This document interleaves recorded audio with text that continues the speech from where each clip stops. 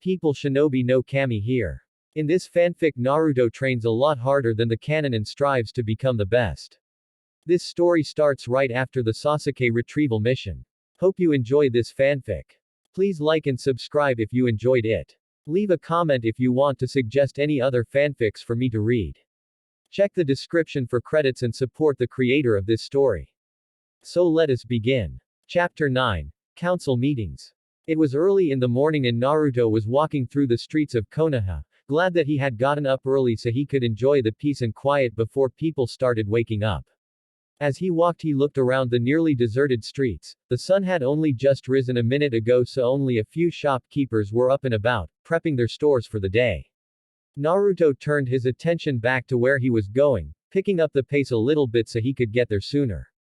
The blonde was on his way to the hospital today, in the hopes of getting his blood tested so that he could find out if his abilities were truly a Kekkei Genkai.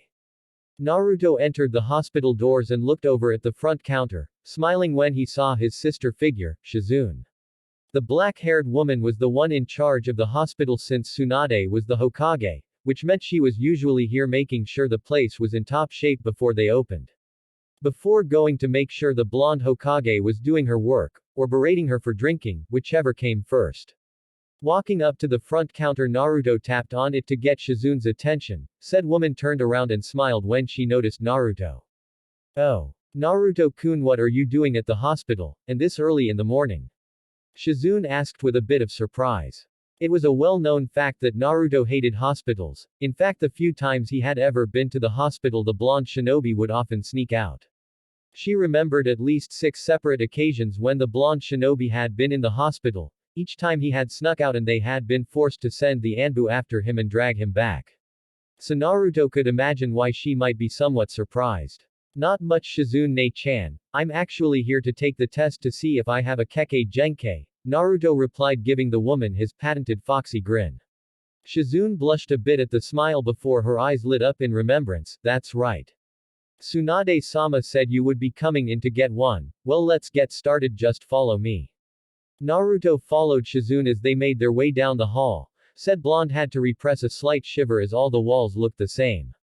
It was the whole reason he disliked hospitals so much, they were completely bland. Naruto decided to get his mind off the drab environment of the hospital, and started speaking with the woman next to him. So what have you been up to these past 4 years? He asked. Oh, not much, Shizune replied. Mostly I've been working at the hospital and trying to keep Tsunade-sama out of trouble. Bet that's pretty hard. Naruto spoke with a knowing grin. Knowing Ba-chan, I have no doubt you've been constantly forced to babysit her and make sure she doesn't get herself plastered. You know you shouldn't call Tsunade-sama something like that, Shizune said with a semi-stern glance, though she let out a giggle at the end. Perhaps, but when have I ever cared about what I should and should not do? Naruto smirked at the black-haired woman. That's true, Shizune admitted with a smile. They quieted down as Shizune opened the door to one of the rooms, gesturing for Naruto to go in while she came in behind him. Just sit over on the bed, Shizune said as she closed the door and began going through the cabinets.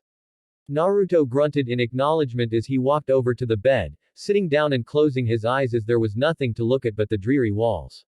A little while later Shizune walked up to him. Hold out your arm please. Naruto opened his eyes and did as asked. Shizune tapped his arm a few times before finding the vein she wanted.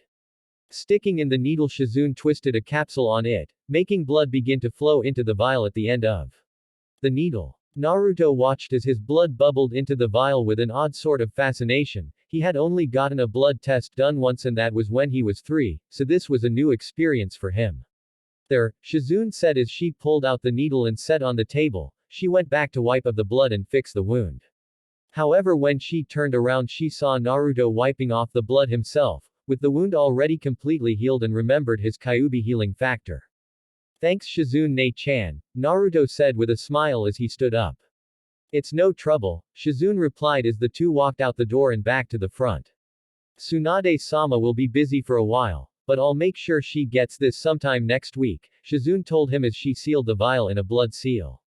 Naruto nodded. That's cool, thanks again. Shizune waved to him as he left, walking back out the door. Looking at the sun, Naruto figured he still had several hours to kill before the council meeting. Naruto decided to walk around Konoha. It was still fairly early, so not a lot of people were out, just a few shop owners who were setting up stores. As Naruto looked around the street, he spotted the Yamanaka flower shop, which was just opening. Changing direction, Naruto made a beeline for the store. As he opened the door, the bell rang, signaling his entrance. "Hello, what can I owe Naruto-kun?" Ino said in surprise before her voice turned flirtatious. "So what can I get you, or did you just come to see me?" Naruto resisted the urge to groan. Despite having obviously grown up and gotten stronger, it was still plain to see that Ino had not lost her fangirlish tendencies. Still, Naruto figured it would be rude to not converse with her. "Not this time, I'm afraid. I just came in to get some flowers." "Oh." Ano's voice dropped a bit in disappointment. "So who are they for?" She figured Naruto was getting them for Sakura. "My parents," Naruto said with a sad smile. "Oh." The platinum blonde found herself cursing for ruining such a good mood. "In that case, I would suggest a bouquet of roses," Ino said as she led Naruto to the section where the roses were. She began to rearrange them before putting them into a plastic wrap. When she was done, Ino led Naruto to the front desk. Typing in a few numbers on the cash register, she rung up his total. "That will 150 yen. Naruto nodded and with a puff of smoke had Gama-chan out of its seal. Opening it up, he grabbed the necessary money and handed it to Ino. "Thanks, Ino," Naruto said as he grabbed the roses. He was just about to leave when Ino grabbed his hand. "Wait." Ino stopped him as she remembered something Sakura had told her. "I heard from Sakura that you were the author of a certain book." Naruto smirked. "You mean Loveless, right?" "Yeah, I'm the author." Naruto grinned. "So you a fan?" he asked. Only to sweat drop as Ino was suddenly right in front of him, with hearts in her eyes and his book in his face. "Is it just me, or do all women seem capable of the Hiraishin when they want something?" "I can't believe you wrote this," Ino squealed. "This book is my absolute favorite. The beauty of your words and the deep meanings behind them are also so breathtaking." She held the book out to him. "Can you sign my book?" Naruto smiled. "Sure." He grabbed the book and pen she had, signing it for her before handing it back. "Thanks for the flowers, Ino," Naruto said as he threw a wave over his shoulder. He never noticed the gleam in Ino's eyes as he left. XXXXXXXXXXXXXX Yugao placed the single flower she had next to the memorial stone. Standing back up, she looked at the one name that had meant the world to her.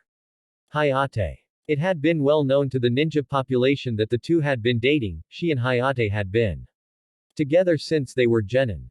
However, what had not been as well known was that she and Hayate had actually been engaged for nearly 6 months before the invasion of Konoha struck.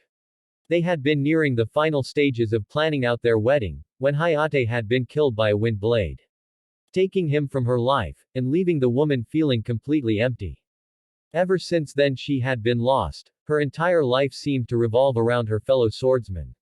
Now that he was gone, she had felt as if she was just ghosting through life, without really living.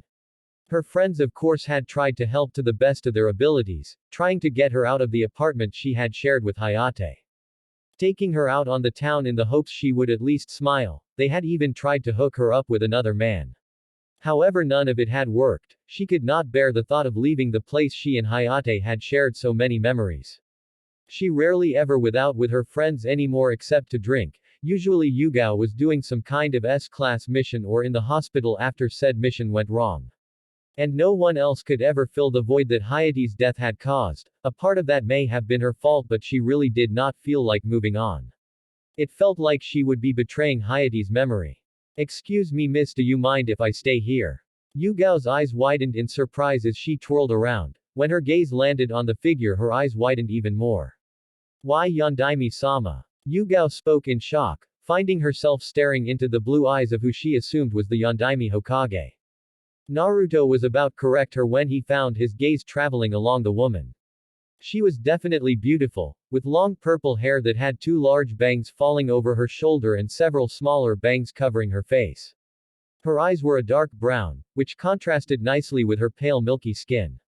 She had a heart-shaped face, with small yet pouty pink lips and a small nose. She was wearing the Anbu attire for female kunoichi, which did nothing to hide her amazing figure. Nice well-rounded and firm hips, a narrow waist, and luscious mid to high C-cup chest. All in all, the entire woman was the epitome of beauty, yet it was not these qualities that attracted his attention.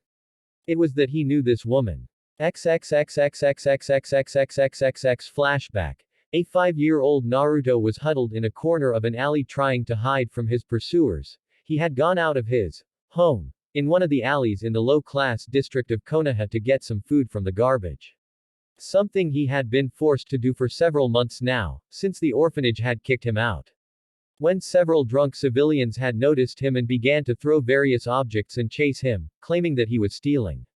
Naruto instinctively knew that they really just wanted to justify beating him. It did not happen often, but the occasional time he had been seen, people would make some trumped-up claim and do what these people were doing just now.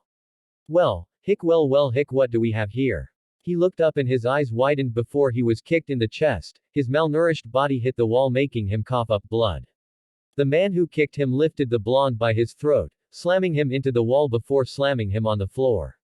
The man then stomped on his back and Naruto screamed as it felt like his spine snapped in half. "Ah, do you not like that?" the man asked in a drunken and whiny voice. "Too bad." The man laughed as he kicked Naruto on his stomach, before raising his foot up to stomp on his face. Naruto closed his eyes as he waited for the inevitable blow. It never hit. After nearly a minute of nothing happening, Naruto opened his eyes to see a young girl standing in front of him. She had long purple hair and was wearing black clothes. She wasn't very tall and looked to be around 15 years old. On her face was one of those funny masks that Naruto had seen answering to the old man in the funny hat. She was currently grabbing the man's leg, keeping it from hitting him. "Who the hell are you?" the man said in anger and disgust. "You better be on your way, girly, or we're gonna." "Ah!" he cried out as the leg she had in her hand on previously was suddenly sliced off by a sword the young woman had pulled out. "You people disgust me, picking on an innocent child because of his burden." She slashed the man across the throat, killing him. She turned to look at the other two men who, despite being drunk, were sober enough to realize the danger they were in. Both were NWT cowering in fear as the woman stalked towards them. 2 quick slashes of her sword and a fire jutsu later they were dead and burned to ashes. She turned around and walked to Naruto, who huddled up against the wall. "Please, please don't hurt me." The woman winced at the pitiful tone in the boy's voice. She kneeled down next to him and took off her mask, revealing grayish-brown eyes and a heart-shaped face. "Don't worry, little one, I'm not gonna hurt you." She stretched out her arms. Naruto looked at her for full minute with eyes that were surprisingly piercing. Finally he moved from his hiding spot. She noticed that he was limping and in obvious pain, despite the fact that she could see the fox healing the boy's injuries. She ignored that as she picked the little blonde boy up and noticed that he was far lighter than he should be, an obvious sign that he was malnourished. She decided to take him to her apartment and get him some food. She may not be able to do much, but she would help where she could. That very same day Naruto had been given an apartment by the Sandame, who had been looking for him. XXXXXXXXXXXXXX, Naru-chan. Naruto ran out of his room and quickly wiped the smile off his face as he went into a pout, crossing his arms and puffing out his cheeks. "I told you not to call me that." "Ah, I'm sorry, Naru-chan," Yugao smirked. She loved how easy it was to tease this boy. It had been nearly 2 months since she had found him. The Sandame had made her Naruto's personal bodyguard until he entered the academy in 6 months. "Yugao ne-chan," Naruto whined as Yugao laughed. XXXXXXXXXXXX, Naru-chan, I want you to meet my boyfriend Gecko Hayate. Yugao introduced a sickly-looking man with a bandana headband and sword strapped to his side. "What?" Naruto cried out, getting surprised looks from the two. "I thought I was your boyfriend." Yugao made some choking sounds as Hayate laughed at her. "Why, you-chan are cheating on me with younger men. Perhaps I should tell Hokage-sama that you're robbing the cradle." Yugao shot him a glare, but Hayate just laughed while Naruto looked just confused. Flashback end. XXXXXXXXXXXXX. Despite the fact that he had not seen her since he started the academy when he was 6, Naruto could never forget that face. She looked exactly as she had 10 years ago, though he noticed that she had bags under her eyes, a sign that she had not been sleeping well. Her eyes also held a great sadness in them, a void that left her empty. Yet even with that Naruto found that she was still as beautiful as ever. It's been a long time hasn't it Yugao? Naruto greeted, startling the purple-haired woman. Yugao scrutinized Naruto as she got a closer look. It was then that she noticed the 6 whisker marks on his cheek and realized who he was. Naruto. Yugao said incredulously, I didn't even recognize you. You look older, more mature. Naruto questioned with a grin, devilishly handsome. Despite her sadness, Yugao managed to crack a small smile. You certainly have grown. Her smile soon turned into a frown as her thoughts went back to Hayate. Naruto sighed at seeing this, so you don't mind if he trailed off as he held up the flowers. No, go ahead, Yugao said as she moved over. Naruto nodded in thanks as he walked up to the memorial stone, placing the bouquet next to it before he stood up. He looked over the many names that were listed there, before finding the 2 that meant the most to him. Kushina Uzumaki and Minato Namikaze.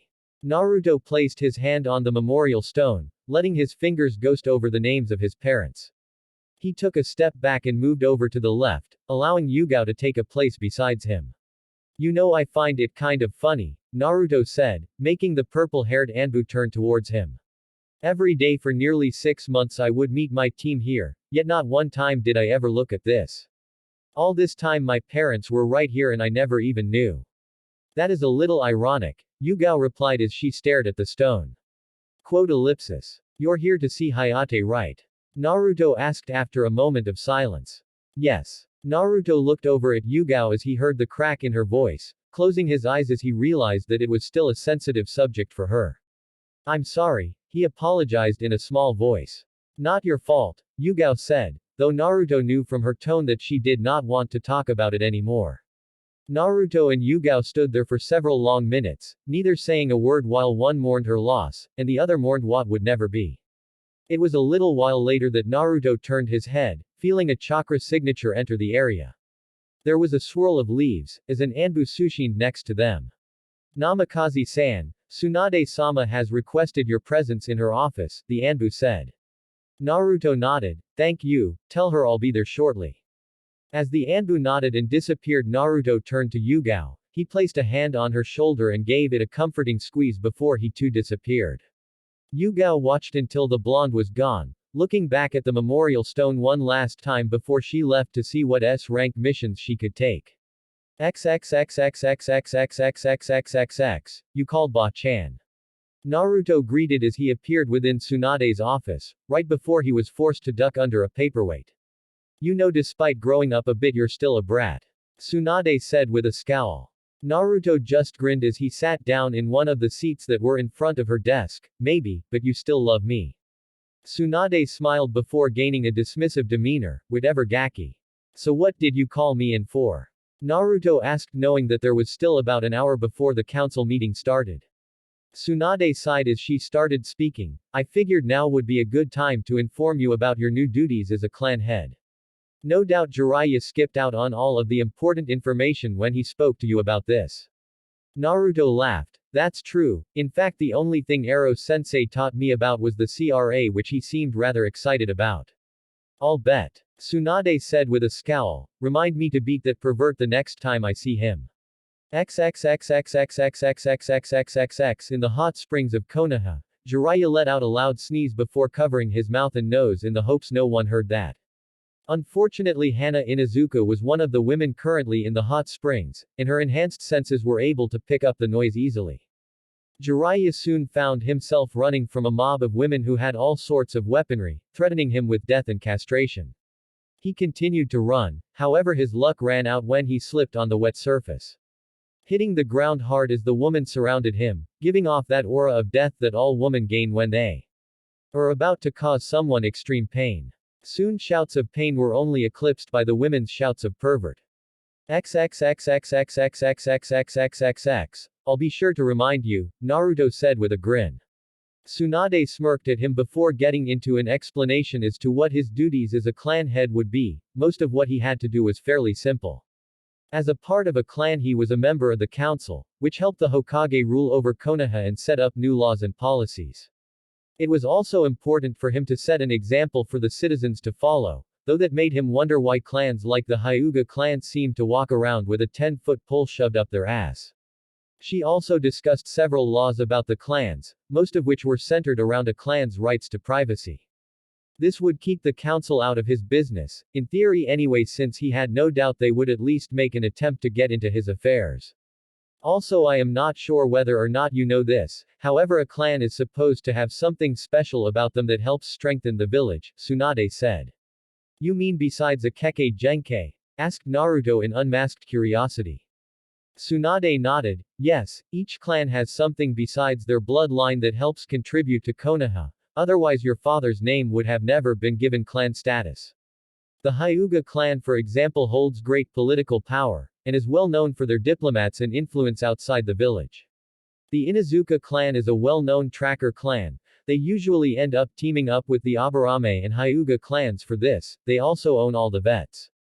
The Aburame clan is likewise a tracker clan, but they are also well known for a lot of their shinobi spending several years within the Anbu.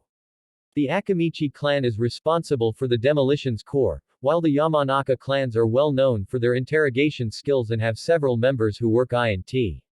And the Nara clan has always been charged with creating evacuation drills and counterattacks during times of war. Naruto nodded as he listened to what Tsunade was telling him, so I need to find something that will help the village. Yes, Tsunade said, your father had been planning to do this eventually, but was unable to before he died. So it will be up to you to find out a way to better Konoha. Think of this as something of an initiation test to see if your name is deserving clan status. Naruto nodded. Very well, I actually think I already have something that will work. Tsunade cocked an eyebrow at how fast he thought something up, but did not speak as Naruto continued. As you know, my father was well known for Fuinjutsu, which Jiraiya told me I inherited. I think it would be beneficial if I came up with several seals that would help Konoha. What kinds of seals are we talking about? Asked Tsunade, intrigued with what Naruto was saying. Well, most people never go beyond the standard sealing scroll and exploding tag, many of which I can produce in a higher quality. However, there are also several seals I can design that can help people with more subtlety. I was thinking about what happens when our ninja are captured and slated for torture. What if they had a seal that could be activated by either chakra or blood that would allow them to escape? I'm listening, Tsunade said as she grew more and more interested by the second. Okay, what I'm thinking of are several seals that could be used for this. The first is a seal that will store a certain amount of elemental chakra in it, any kind would do, though I recommend wind. When the seal is released, the wind is shot out in several blades, which will form a protective sphere around the user. I can make similar things such as a fire wall, a water sword, earth spikes, or charge the body with electricity to increase speed and power. With wind it will allow him or her to cut through wires and even people if they get too close, though the downside is they become a walking target for their opposing element. Tsunade continued to listen to Naruto with interest. Some of the ideas he came up with were amazing. While they each had small weaknesses, it did not really matter. If you were captured most of the time, it meant you were as good as dead. This would actually give their shinobi a chance to escape, and even a small chance was better than no chance at all. Those are some pretty good ideas, Tsunade told him. I suggest you speak to some of the ninja stores and show them your seals once they're made. We can also present them to the council. This should get them off your back for the most part. Tsunade looked over at the clock. Speaking of the council, it's about time we headed out. Naruto nodded as he got up, with Tsunade following suit. XXXXXXXXXXXXXX. The council chamber was currently a bustle of activity as the members waited for the last two people to come in for the meeting. There was an air of excitement in the room that had not been there for a while. This was due to the fact that Naruto was going to become the new head of the Namikaze clan.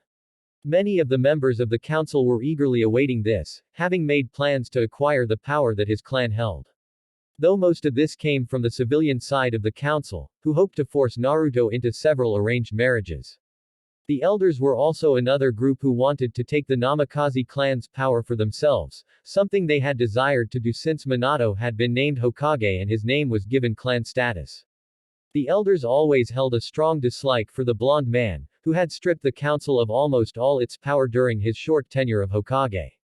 They had always felt that Minato had been nothing more than a young upstart, trying to get rid of them when only they deserved the power to control Konoha. After all, they had been protecting this country long before Minato had even been born. Now that man's son was going to take his father's seat as clan head, which they personally thought was a ridiculous notion. Not only because the boy was the Jinchuriki for the Kyuubi, but also because they felt he like his father did not deserve any of the power that came with being the head of a clan. Danzo in particular was weary of letting the boy get such power and influence in Konoha, unlike his two cohorts who, while intelligent, were also arrogant in their beliefs of their own superiority. Danzo knew that if the boy was anything like his father, it would be hard to gain the Namikaze clan's power. However, he was still fairly confident that he could turn everything in his favor, so that the roots of Konoha could flourish. On the other side of the table sat the clan heads, the only people who were not thinking of ways to gain the blonde's power. In the seat right next to the Hokages was none other than Hiyashi Hyuga, the head of the Hyuga clan, which was currently the largest clan in Konoha. Hiyashi was a man who, despite his cold demeanor, always put his clan and Konoha first, even when it went against his own beliefs. That had been the main reason he had pushed Hinata so hard during her training. It had been his hope that she would push back and eventually grow into a strong clan head. However, it had only been in recent years that the young girl had shown just how strong she could be, which surprisingly enough was the same reason or person that the council had been called for. When Hiyashi had heard that Minato still had a son, he had been ecstatic. It was not well known, but Hiyashi and Minato had been rivals during their academy and genin days. Minato had graduated as the Rookie of the Year, with Hiyashi following behind him in second place. At first, it had been extremely humiliating to be beaten out by a clan-less orphan.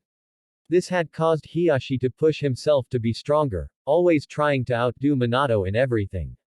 It had not been until the Chunin exams that Hiyashi and Minato became friends.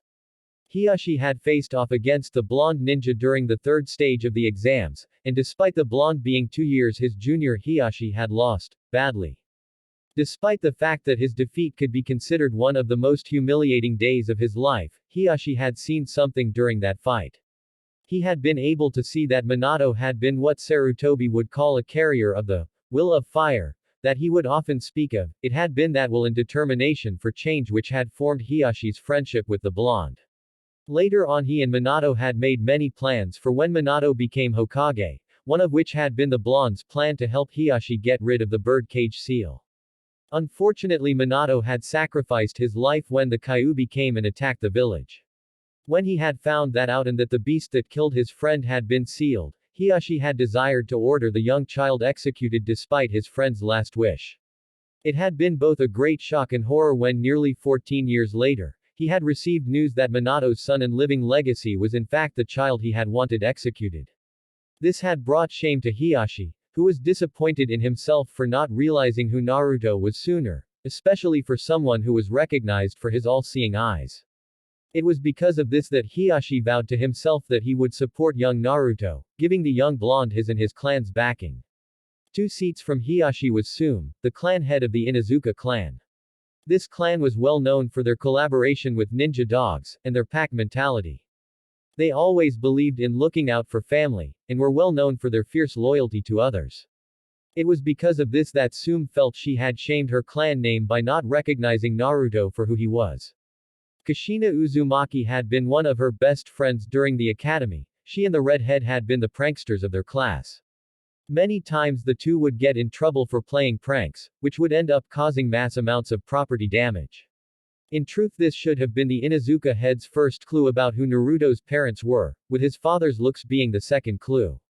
Sume had promised that if something ever happened to Kushina, she would take care of the woman's pups, with the red-haired tomboy promising the same. When she had heard that her best friend's child had been the very boy she had hated for containing the beast that killed her husband, the Inuzuka matriarch had been horrified. To find out that she had broken her promise and left Kushina's pup without protection, it was the greatest dishonor she could give. This was why she had promised to herself that she would help Naruto with whatever he needed.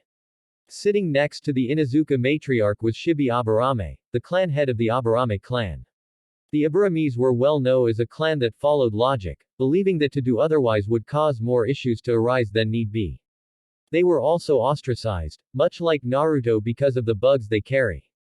That was why Shibi had honored the Yondaim's wish. They knew that Naruto was no more the Kyuubi than their Kikai bugs were them.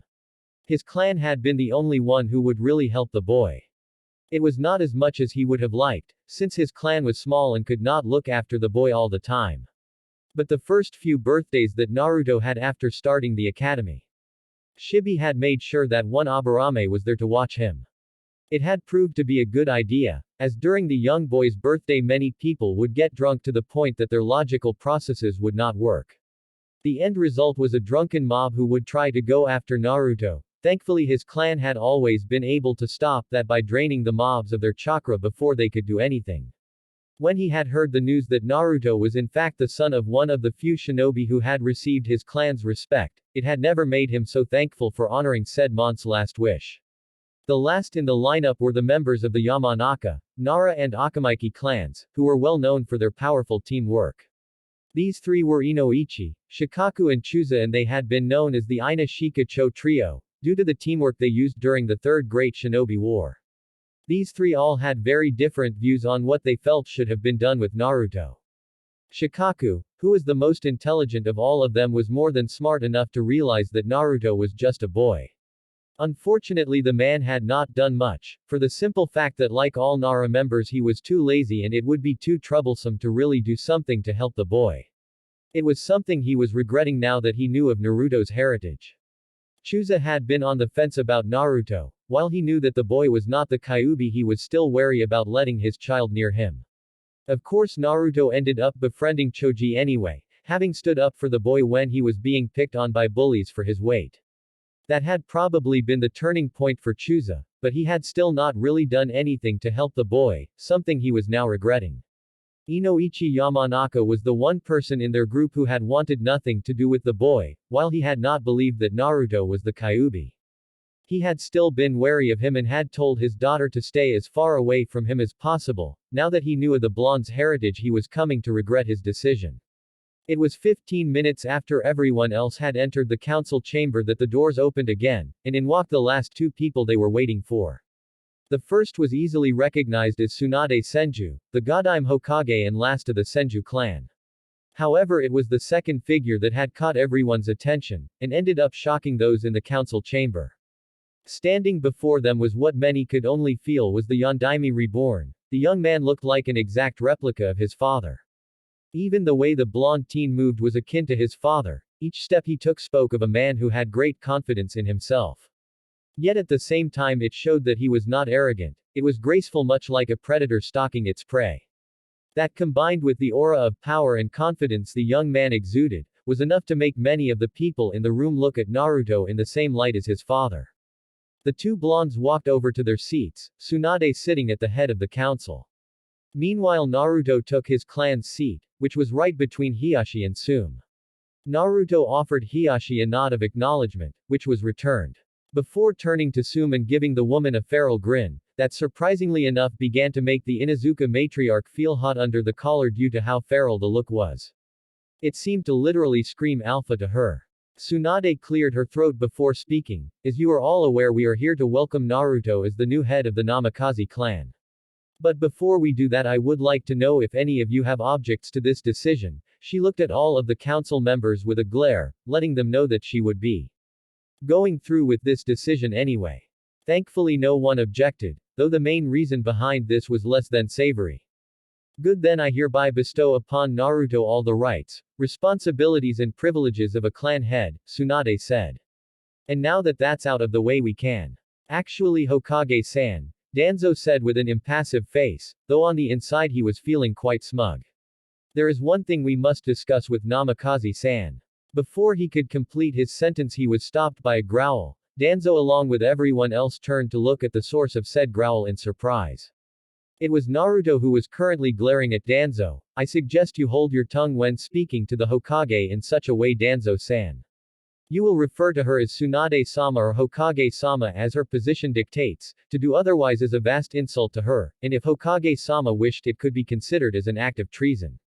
Danzo along with the other two elders resisted the urge to glare at the young man. Frankly, they felt that being called out like this was beneath them. But they knew that they would not be able to call Tsunade with anything but respect. Now that Danzo had been called out, and the threat made sure that it would be impossible for them to get away with the small demeaning tactic. Unfortunately, they could not do anything about it. They could no longer risk treating the blonde woman with disrespect anymore, lest they wish to go to jail or worse. However, the only sign they had that conveyed their displeasure was the way they pursed their lips. Of course, Danzo said in a calm voice, though on the inside he was seething. Still, he would not let this boy get to him. He was positive that in the end it would not matter and he would still get what he wanted. I apologize, Namikaze-san, but as I was. I'm not the one you should be apologizing to, Naruto interrupted as he gestured to Tsunade. Danzo grit his teeth but kept his outwardly calm appearance as he turned to the Hokage. I apologize for the lack of respect, Tsunade-sama, it won't happen again. Tsunade looked over at Naruto, who gave her a discreet wink. Resisting the urge to smirk, Tsunade turned back towards Danzo. Apology accepted, Danzo-san. Just see that it does not happen again, she said, emphasizing, "san," to let the man know who was in charge. She was so glad she had given Naruto the Tokubetsu Jonin rank. She finally had someone who would help put the civilians and elders in their place. Danzo resisted the urge to glare at Naruto before continuing. As I was saying before, there is something very important that you must know, Namikaze-san. Because you are the last of your clan, you fall under Article D, Clause 36 of the Konoha Clan Charter. As it states, any last male heir of a new or extinct clan must marry a minimum of 4 women by the time of their 18th birthday, in order to produce strong heirs for said clan so as to keep the clan from dying out. As you are the last of your clan, it is required that you find at least 4 women to wed. As Danzo finished and sat down, another elder, named Kaharu, stood up in what had to have been a practiced routine. She picked up a scroll and unrolled it while clearing her throat. Namikaze-san, we of the council have chosen several women who we feel would benefit your clan. I hope that you will. Excuse me, Kaharu-san, Naruto cut in with a frown. But I believe that under Clause 37 of the same article it states, until the time of the heir's 18th birth date, neither the council nor even the Hokage have any say in who said heir is to wed. To do so is in violation of said heir's clan rights. As such, if the council or Hokage tries to force the heir into marriage before the time, then said heir has the right to take his clan assets and leave Konoha. I am only 16 at this moment, Kaharu-san. So correct me if I am wrong, but I believe you don't have the power to even suggest who I am to wed. Am I right? The Shinobi Council looked at Naruto with a mixture of awe and respect. None of them held any love of the elders or those on the civilian side of the council. So to see them being humbled like this, was definitely a pleasant experience for them. Hiyashi in particular was both amazed and impressed by Naruto's political prowess. To him it felt almost like he was looking at Minato, who was speaking circles around the council. He would have to invite the young man over for dinner sometime. Homura and Kaharu narrowed their eyes in anger, displeased that another young upstart was countering their every move. It was like Minato was staring at them and ridding them of their power all over again. It was even worse since this boy was not only his son, but also the Jinchuriki for the Kyuubi. Danzo, despite feeling the same way, did not show his emotions, not wanting to give the young blonde another victory. Likewise, the civilian council was feeling most displeased with the situation. Many of their daughters had been on that list. It had been their hope that they could get some of them to marry Naruto to get into the clan, and then they would be able to use several political loopholes to strip the boy of any actual power. However, until Naruto turned 18, there was nothing they could do, making them regret turning Naruto into a clan head. Tsunade smirked as she looked at Naruto, feeling quite proud at how her godson was handling the council. She knew that the main reason Naruto was able to talk circles around the elders was because of the topic at hand. When Naruto had told her that Jiraiya had gone over the CRA in explicit detail, he had not been kidding.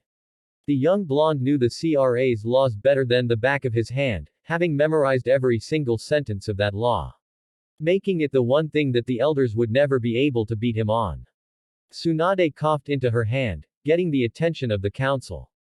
Namikaze-san is right, Tsunade said as she used a more respectful suffix than she usually would when they were in a more private setting. However, you do know that you will need to wed at least 4 women, before your 18th birthday.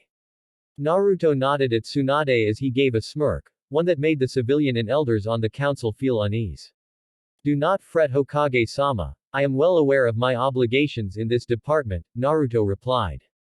Fortunately, I have already found 4 such women who I have met throughout the years and fallen in love with. They understand my obligations and have accepted that. So none of you need to worry about me not finding anyone to help me restore my clan. Any last vestige of hope that the civilian council had to gain the boy's powers was lost with that statement. They had assumed that despite being a namikaze he would still not be able to find anyone to marry, or more like hoped he would not find anyone. That way when he turned 18 they could arrange several marriage for him, and he would not be able to get out of them. Now all of that was a moot point.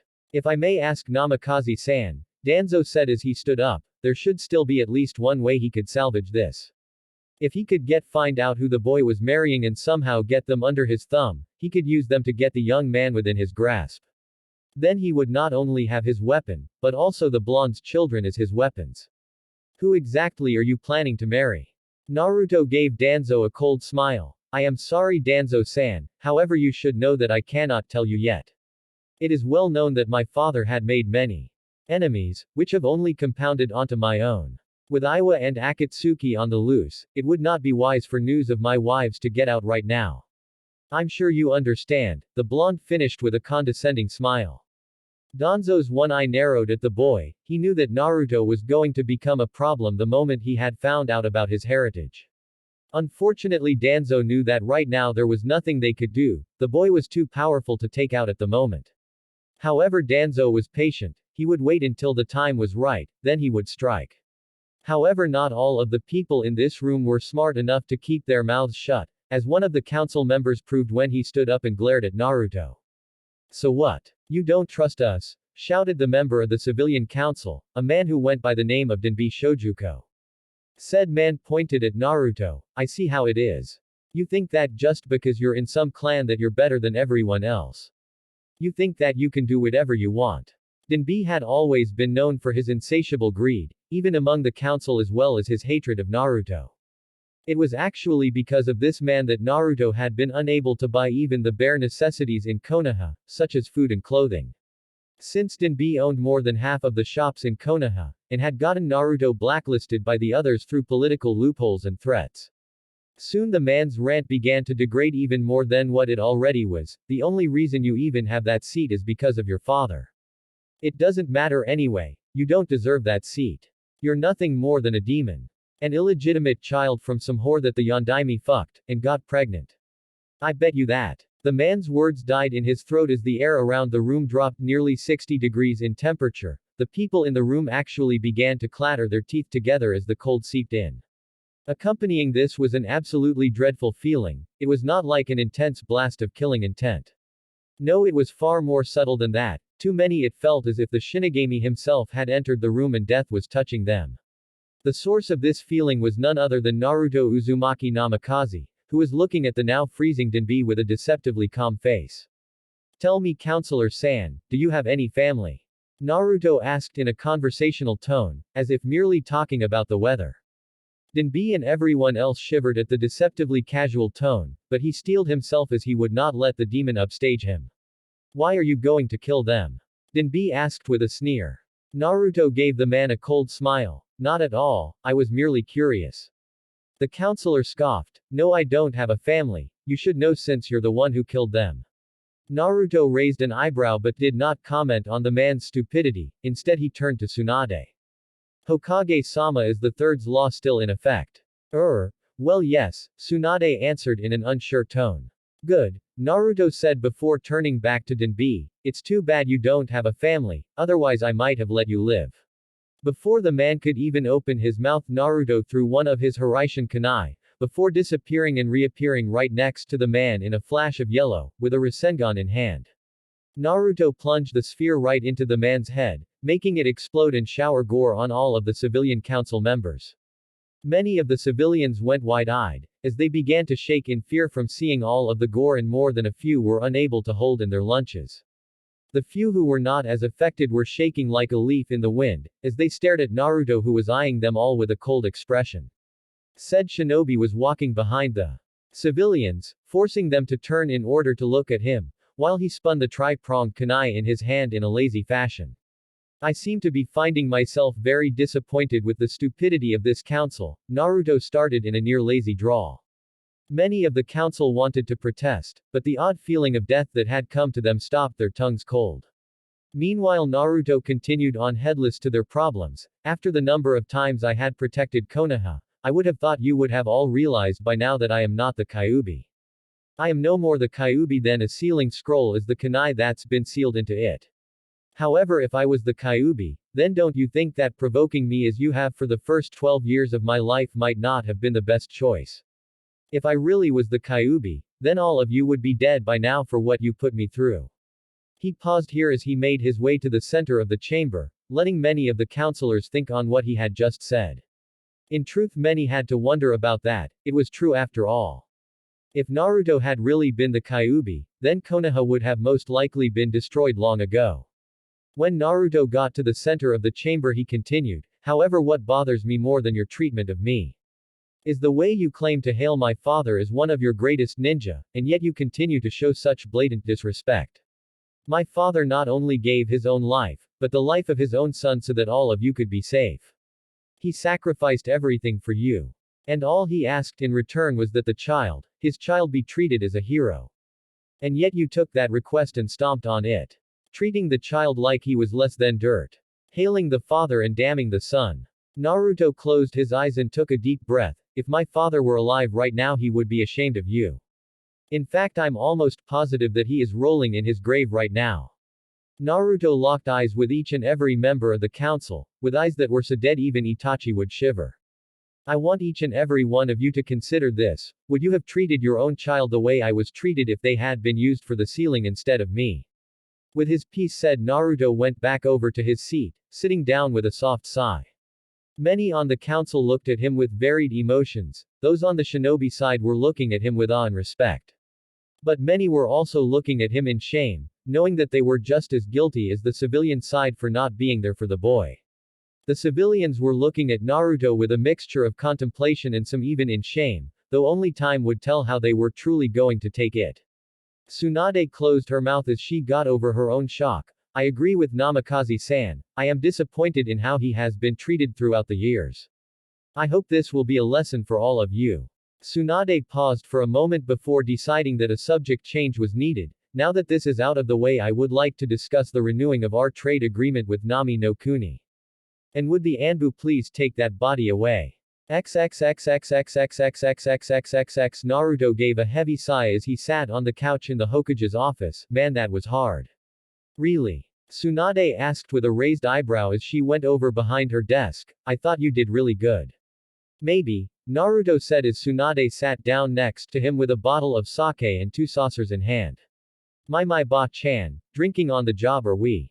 Naruto smirked at her, for shame. Shut up, Gaki, Tsunade said as she poured some sake into the saucers before taking one of them. With all the paperwork and crap I have to do, I think I deserve a drink every now and then. Naruto gave a small chuckle as he grabbed the other saucer, sipping some of the sake and letting it burn down his throat. Is this the Kumo imported rice sake? Naruto asked as he took another sip. It is, Tsunade said with a grin as she sipped some of her own. Sounds like you're into sake just as much as I am, if you know that. So you have no right to complain to me about drinking. Naruto took another sip before he grinned at her. Maybe, but since I can't get drunk anyways, it doesn't really matter. Besides that, I'm not the Hokage. Tsunade humped before the two fell silent for a moment, quietly drinking their sake. After a while Tsunade spoke up. When do you think you can have a demonstration for the seals you plan on making? Naruto frowned in thought as he poured himself some more sake. Well, the first thing I have to do is find a store that specializes in ninja wear. I'm thinking of going to the Higurashi weapons store since I know Tenten. After that I'll schedule the demonstration. As for the seals, Naruto paused in thought before continuing, they should be done by the end of the week. Most of them are actually things I've been working on for a long time, so they won't take much longer to finish. Tsunade nodded. Let me know when you plan on doing the demonstration and I'll inform the council. You mean the Shinobi Council, right? Naruto said with a grin. Tsunade matched his grin with one of her own and nodded in agreement. After the discussions on trade and other commerce agreements, Tsunade had been going to start discussing shinobi affairs, such as the academy teachings and budget. Before that could happen, Naruto had once again helped Tsunade by kicking out the civilian council. They had of course protested by claiming they had a right to be there. Naruto had just countered their claims by reminding them that, according to the law set down by the Shadaime and Nadaime Hokages, they had no right to involve themselves in shinobi affairs. Of course, now why don't you tell me about your training trip with Jiraiya? Tsunade asked. Well, Naruto said with a smile as the two spent the rest of the time drinking sake, while Naruto told Tsunade stories of all the pranks he had pulled on the perverted Sennin. XXXXXXXXXXXXX. The next morning Naruto was up bright and early again. After he finished his training regime and eating a healthy breakfast, the blonde decided to go see if he could meet Tenten and her dad.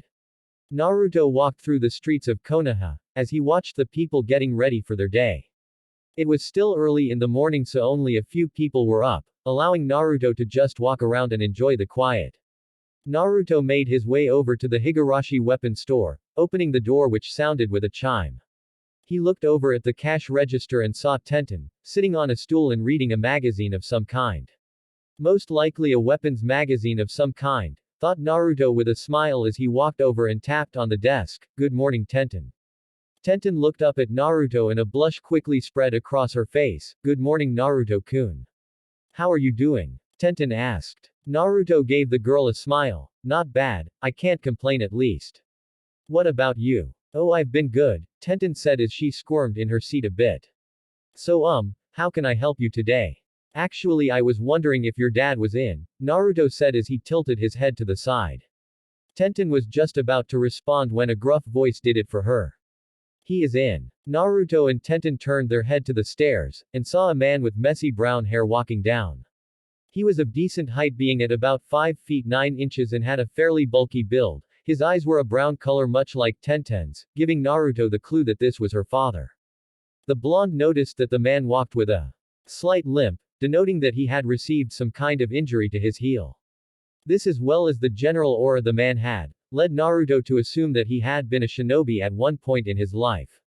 Naruto bowed to the man. It's a pleasure to meet you, sir. I know who you are. Tenten's father chuckled. It's almost impossible not to with your reputation. And don't call me sir. I hate that respect crap.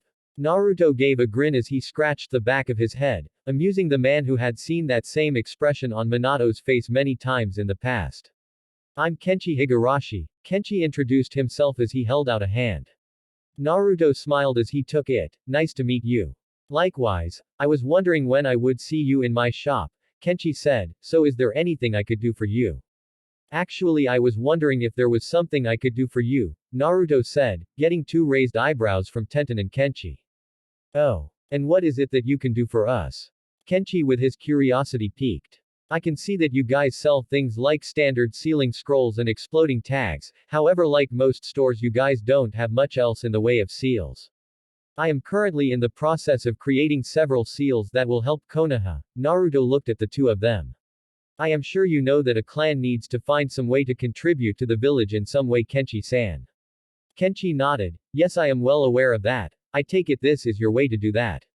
Yes, Naruto nodded. I was hoping to have a demonstration at the end of the week. As you are the only shinobi store I know of that is run by a shinobi, I wanted to have you there. What makes you think I'm a shinobi? Kenshi asked. If this boy, no man, he corrected himself. If this man was anything like Minato, then he would be able to give him an accurate dissertation of why he thought Kenshi was a shinobi. When you were walking down, I noticed you have a slight limp. By the slight movements your leg makes, I would say that the wound was caused by a sword to the heel. Wounds like that are not something civilians get and escape, whoever gave it to them to alive, meaning you had to have been in combat at one point. Aside from that, Naruto shrugged, your general aura is the same as anyone who has ever been a serious ninja at one point in their life. He's just like his father, Kenshi thought with a smile. That's a pretty good deduction, and you were right about the leg. So why is it that you feel it matters whether a store is shinobi owned or not? Because that makes this shop far more popular than the other stores, since you have ninja experience and know what they would want. Naruto answered. I see, Kenshi said with a nod. Because I have first-hand knowledge on what ninja want and the ability to forge custom weapons based on that knowledge, more ninja come to my store. If I were to endorse your seals, they would sell that much more, am I right? At Naruto's nod, Kenshi continued, this will also give you more of a profit in the end too, since more people will. No, Kenshi and Tenten looked at Naruto as he spoke, I'm not doing this for any monetary gain. You can keep any money you make, I have more than enough thanks to my book, I am simply doing this to help Konoha. Kenshi blinked in surprise for several moments before he grinned, you really are Minato's kid, aren't you? Naruto smiled, so I've been told. Well, alright, I'll come to this demonstration of yours, and if your stuff is any good we'll start selling them the moment it's ready for the market. Naruto nodded, I appreciate this, the blonde said before he looked over at Tenten, you're welcome to come to if you would like. Tenten blinked for a moment before blushing, thanks, I think I will. She looked back up for a moment and tilted her head, so what book were you talking about? Naruto looked at her with an odd expression before smiling, he reached into his pouch and pulled out Loveless. I'm the author of this book, Naruto said with a grin, only to sweat drop when Tenten appeared in front of him with a copy of the book in her hand. I swear to Kami, it's like these girls have a pocket dimension, where they can just pull anything out of it magically. This is my favorite book, can you sign it for me? Tenten asked as he once again saw what he had taken to calling the Suda Boshi no Jutsu, Starry Eye Jutsu. Naruto shrugged before grabbing the book and signing it for her. After that he gave the two a goodbye before heading home. XXXXXXXXXXXXX Naruto groaned in relief as the warm water from the shower hit his form, loosening the tensed up muscles in his back and shoulders. Today had been a hectic day for him, even more so than yesterday when he was in his first council meeting. After he had left the Higurashi weapons store, Naruto had gone into another council meeting, where he had been forced to sit through several merchants discussing a trade agreement between Konoha and Tsuchi no Kuni, which had almost made the blonde clan head fall asleep. After that he had gone home and did his typical training regime, and then he had sat down at his desk and began hashing out his plans for the seals he wanted to create. In truth, most of them were already done, he just needed to finalize them. He had several powerful seals that he was sure would be useful to Konoha. Things like sensor seals that could be used to set up around a camp when on long-term missions. Trap seals that even a genin could set up, that when triggered would release anything from a fire jutsu to a paralytic poison. Sometimes things like that were all that were needed to complete the mission, and get back home safe. However, the ones he was really wanting to show Tsunade and the others were not the ones that were done on paper, but a powerful seal array that should make capture and rape statistics drop. However, that seal was also the one he had yet to really finish, as well as the one that was the hardest to complete.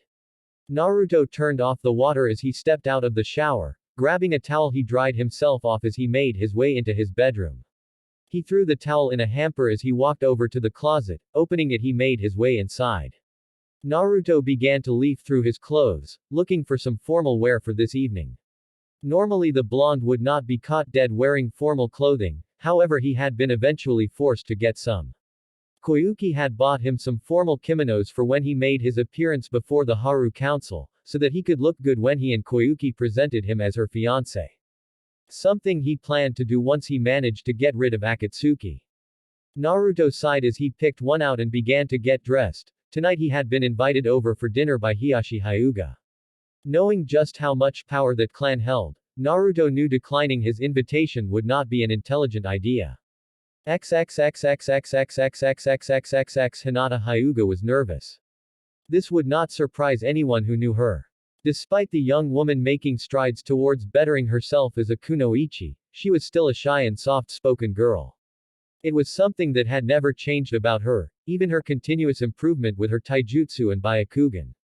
So the fact that Hinata was nervous would not surprise anyone, however this time she felt she had a valid reason for it. That reason being her father Hiyashi, who was currently smiling. It was well known that Hiyashi Hyuga almost always kept up the cold Hyuga facade. He said it had something to do with presenting a noble aura to those beneath them. Whatever the reason for it was, Hiyashi was not one to smile, ever really. Sure, he would occasionally when Hinata was progressing well in her taijutsu, however this was something that had only happened recently. Now he was smiling for what seemed to be no reason, other than the fact that they had a guest. Apparently one important enough that her father was smiling about it. This was not really a shock, of course. Due to their status and political power both in and out of Konoha, they would often receive visiting dignitaries. However, none of them were important enough for Hiyashi to actually be happy about seeing them. This was what made her nervous. The fact that she was going to be meeting someone who was important enough for Hiyashi to smile about meant that she would need to be even more Hyuga-like, for lack of a better term, than usual. Which, due to her kind nature, was something she had a problem doing. Hiyashi-sama, your guest has arrived. The three Hyugas at the dinner table looked up to see one of the branch members standing over by the entrance. Thank you, send him in please, Hiyashi said as he stood up to greet his guest. The branch member bowed before leaving to get the guest. Hinata smoothed the hem of her kimono, which was a lavender color to match her eyes. The kimono had floral designs on it, and was tied together with a dark violet obi. Unlike her normal clothes, the formal wear she had on did nothing to hide her figure. Something she was very self-conscious about, which was of course why she always wore that large baggy overcoat. Taking several deep breaths to help her calm down, the young Hyuga heiress looked over at her little sister Hanabi.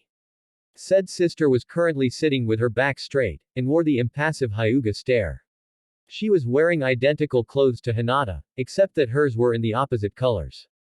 Hinata turned her head towards the door when Hiyashi began to walk over to it, and had to hold in a gasp of surprise. The person who her father had invited over was none other Naruto. Hinata quickly looked away, and had to start taking deep breaths lest she pass out. When she felt she was calm enough, she looked back to see her father greeting the blonde shinobi. Welcome Naruto-san, I am glad you could make it, Hiyashi said as he shook Naruto's hand. Naruto gave a nod as he took the offered hand. Thank you for inviting me Hiyashi-san, I appreciate it. Not at all, Hiyashi replied easily as he waved the thanks away. Naruto followed the man as he moved over to sit down. When they were both seated, Hiyashi gestured to his daughters. I believe you have already met Hinata, Hiyashi said. Naruto smiled at the girl. It's a pleasure to see you again Hinata. Hinata felt heat rise to her cheeks, but thankfully was able to keep herself from hyperventilating. It's good to see you as well Naruto K-kun, Hinata said as she grabbed the folds of her kimono in an effort to keep from poking her fingers. And this is my youngest daughter Hanabi, Hiyashi introduced as he gestured to a little girl who looked a lot like Hinata, except she had what Naruto had dubbed the I'm a Hyuga so I must act like I'm constipated look. It's a pleasure to meet you Hanabi-san, Naruto said with a smile. Despite the girl's cold look, Naruto was able to notice the slight blush that crossed the girl's cheeks. You're the one who beat Neji ni-san in the Chunin exams, Hanabi said in an accusing tone. Naruto looked at the girl with an odd expression for a second. Yes, that is true that I beat Neji. How did you do that? Hanabi asked. Neji ni-san is the Hyuga clan prodigy, there's no way you could beat him. Naruto frowned at the girl. It seems that she was much more of the stereotypical Hyuga than the members he had met. Of course he had only known Hinata and Neji had been similar to her before Naruto had removed the stick in his ass. Naruto continued to look at the girl before shrugging. I was able to beat him because unlike him I had something to fight for. Hanabi tilted her head at the cryptic answer, something to fight for. Like what? Naruto smiled. Well, at the time my reason was to dispel Neji's delusional belief that fate controlled everything. He had to understand that there is only one fate we all share and that is death, but how we get there and the choices we make before we die are our own. Wise words, Hiyashi said, you sound just like your father. Naruto looked over at Hiyashi. You knew my father well I take it. I knew him quite well, Hiyashi said with a very small and nostalgic smile. I was in the same class that your father had been in at the academy. He had been the rookie of the year, and became something of my rival. I see, Naruto said as he remembered his own rivalry with Sasuke, before the fool went to play with a pedophile anyway. Naruto looked at the Hyuga head with a mischievous expression. So if you were his rival, did he call you Tem as well? Naruto asked in an innocent voice. Hinata and Hanabi looked at Naruto in shock, while Hiyashi made several choking noises. And no he didn't, Hiyashi said as he was able to get himself under control. He paused for a moment before sighing, however your mother did. If the two Hyuga Hires had been startled by Naruto's comment, then they nearly jumped out of their skin when Naruto started to laugh, loudly. Hanabi more than Hinata was shocked by the commoner behavior the blonde man seemed to have. It made her wonder why her father had invited him over in the first place. Naruto's laugh soon became wheezes as he tried to get his breath back under control. Oh, oh. Naruto sighed as he stopped laughing. He looked over at Hiashi and shook his head. You know, I can somehow see my mother doing that. Hiashi gave an imperceptible smirk. I could imagine, you are a lot like her in many ways. Naruto chuckled. I think I'll take that as a compliment. Of course, Hiashi said, though you do seem to have more of your father's personality now. I admit to being quite impressed with how you handled the elders during your first council meeting. Naruto smiled as the two of them talked back and forth, trading conversation between one subject or another. Naruto knew this was a standard political process that people who wanted something from you did, and he knew Hiashi wanted something. While he was sure the man's desire to repent for not helping him when he was younger was genuine, Naruto also knew that Hiashi would not invite him over for that reason alone. However, he continued to play along with the man, knowing that there was a time to be blunt and a time to use finesse. So Naruto spoke with the man, and occasionally tried to add Hinata and Hanabi into the conversation so they did not feel left out. Their conversation quieted down as the food came. Naruto was surprised when he was served a side of ramen with his food. It seemed that even Hiashi knew of his ramen addiction, which was actually kind of funny since ramen was not his favorite food. Well, most ramen was not. His favorite food was the ramen they served at Ikiraku's, but there was a reason for that. Chuki and Ayame had been the first two people to ever treat him as a human other than Sarutobi and Yugao, so the blonde had often gone there when he did not want to be glared at, or overcharged for food. They had also given him several free bowls of ramen, making the place even better in his eyes. It was not long after going there that ramen had become his comfort food. After they had eaten, Naruto figured it was time to see what Hiashi wanted. I believe you wanted to speak to me about something. Hiashi smirked ever so slightly. Yes, I did. We can go to my office for our discussion. Naruto stood up as did Hiashi. He turned to look over at the two girls. I'll see you later, Hinata-chan, Hanabi-chan. Naruto smirked at seeing the younger girl scowl. Though he also noticed her blush as well. During the course of the conversation he had taken a liking to teasing the younger heiress. He felt the girl was far too uptight for her own good, so he had taken it upon himself to remove the stick, as it were, from her proverbial ass. Of course he knew this would be a little harder than Neji. After all, he could not beat the shit out of her like he did Neji. Still, that would just make it more of a challenge. As Naruto walked down the halls with Hiashi, the blonde decided to get a layout of the estate. Unlike his father's house, the Hyuga estate was made in the purely traditional Japanese style. The building were centered around a zen garden, filled with trees and a koi pond with a bridge over it. Doors were lined up along the wall facing the garden, leading to any number of rooms that were used for various purposes. The place was definitely nice. Naruto had to admit that, though the atmosphere was a little too stuffy for his tastes. They finally stopped in front of a door. Hiashi opened it as he gestured for Naruto to enter. As soon as they were both inside, Hiashi closed the door and set up a silencing seal, before moving over to a seating area with red padded cushions on the ground. Following the Hyuga head's lead, Naruto sat on one of the cushions with his feet under his rear and his back straight. Hiashi looked at him with a calculating gaze before speaking. I am sure you are well aware that the Hyuga clan is currently the largest of Konoha's clans. It also goes without saying that we are the clan who holds the most political power. No Hokage has ever been selected without our support. That is even more true now, since the only clan that could contest with us is no more. Naruto nodded at what the man was saying, narrowing his eyes in thought. The blonde picked apart Hiashi's hidden meaning. You are saying you will support my position for Hokage. However, I assume you also want something for this, otherwise you would not have invited me over for dinner. Hiashi managed to crack a small smile. You are quite astute in your observations, Naruto-san, truly your father's son.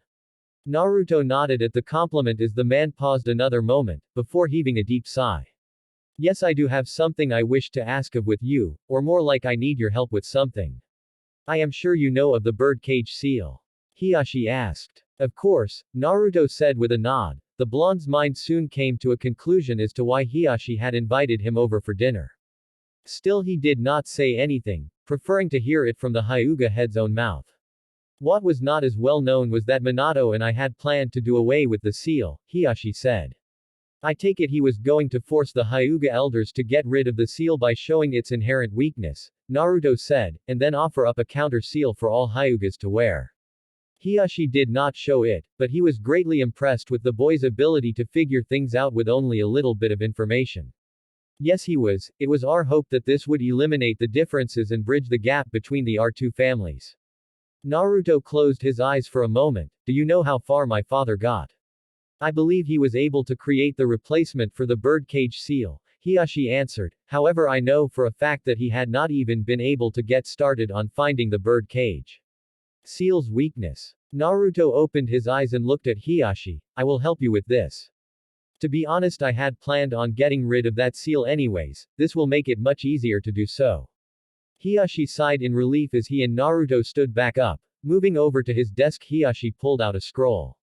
This scroll contains the birdcage seal for you to study, Hiashi spoke as he handed Naruto the scroll. Naruto took his and placed it in his pouch. I will get back to you sometime within a month, by then I should have both the replacement seal and the weakness to the birdcage seal. Hiashi gave a nod as he let Naruto out. I appreciate the help, Naruto-san. Not at all, I'm happy to help, Naruto replied as he walked out of the room. XXXXXXXXXXXXXX Hinata watched as Naruto left her father's study, and began his trek back to the front gates. She followed the blonde boy, making sure to always stay in the shadows so he would not see her. The moment Hinata had seen Naruto here, she had realized this was her chance to confess her feelings for the blonde. She knew that she may not ever get a chance to do so like now, since he was right here in her house. However, she was still having trouble gathering her courage to go up and talk to the boy. The decision was soon taken from her as Naruto called out, "You can come out now, Hinata." Hinata's eyes widened in shock. How had he seen her? This had never happened in all the years she had followed him. Something like this was not only unprecedented, but also unexpected. Whatever the case, he had found her, so she had no choice but to come out and confront the blonde. Hello n Naruto KK-kun, Hinata said, cursing herself for being so shy. She knew she would never get another chance like this, so she had to take it. She took several deep breaths as she tried to calm her raging nerves, which felt like they were overloading her brain right now. Hinata opened her mouth as she looked at him, only to start swaying on her feet for a little bit. I will not faint, Hinata thought to herself as she tried to steady her nerves. Finally she opened her mouth. I love you. The words had been spoken so fast, that had Naruto not had enhanced senses, he was sure he would have missed it. The blonde clan head repressed the sigh that threatened to escape him, while he commended the girl for gathering the courage to tell him that, he had really hoped she wouldn't. Perhaps it was naive thinking, but Naruto had been hoping that the girl's shy nature would keep her from confessing, at least until he had something to say that would let her down easy. Still, now might be the best time to nip her feelings in the bud. After all, he did not wish to lead her on with the false hope that they might get together. Hinata, you are a very kind, beautiful and compassionate kunoichi, Naruto said, knowing that what he said next would break her heart. However, I don't have any romantic feelings for you, I'm sorry. What? Hinata asked as if she had not heard him. It took a few seconds for the words to register, but when they did, tears started to form at the corner of her eyes. You mean, you don't? She couldn't believe it. She had worked so hard to tell him, only for him not to have the same feelings for her.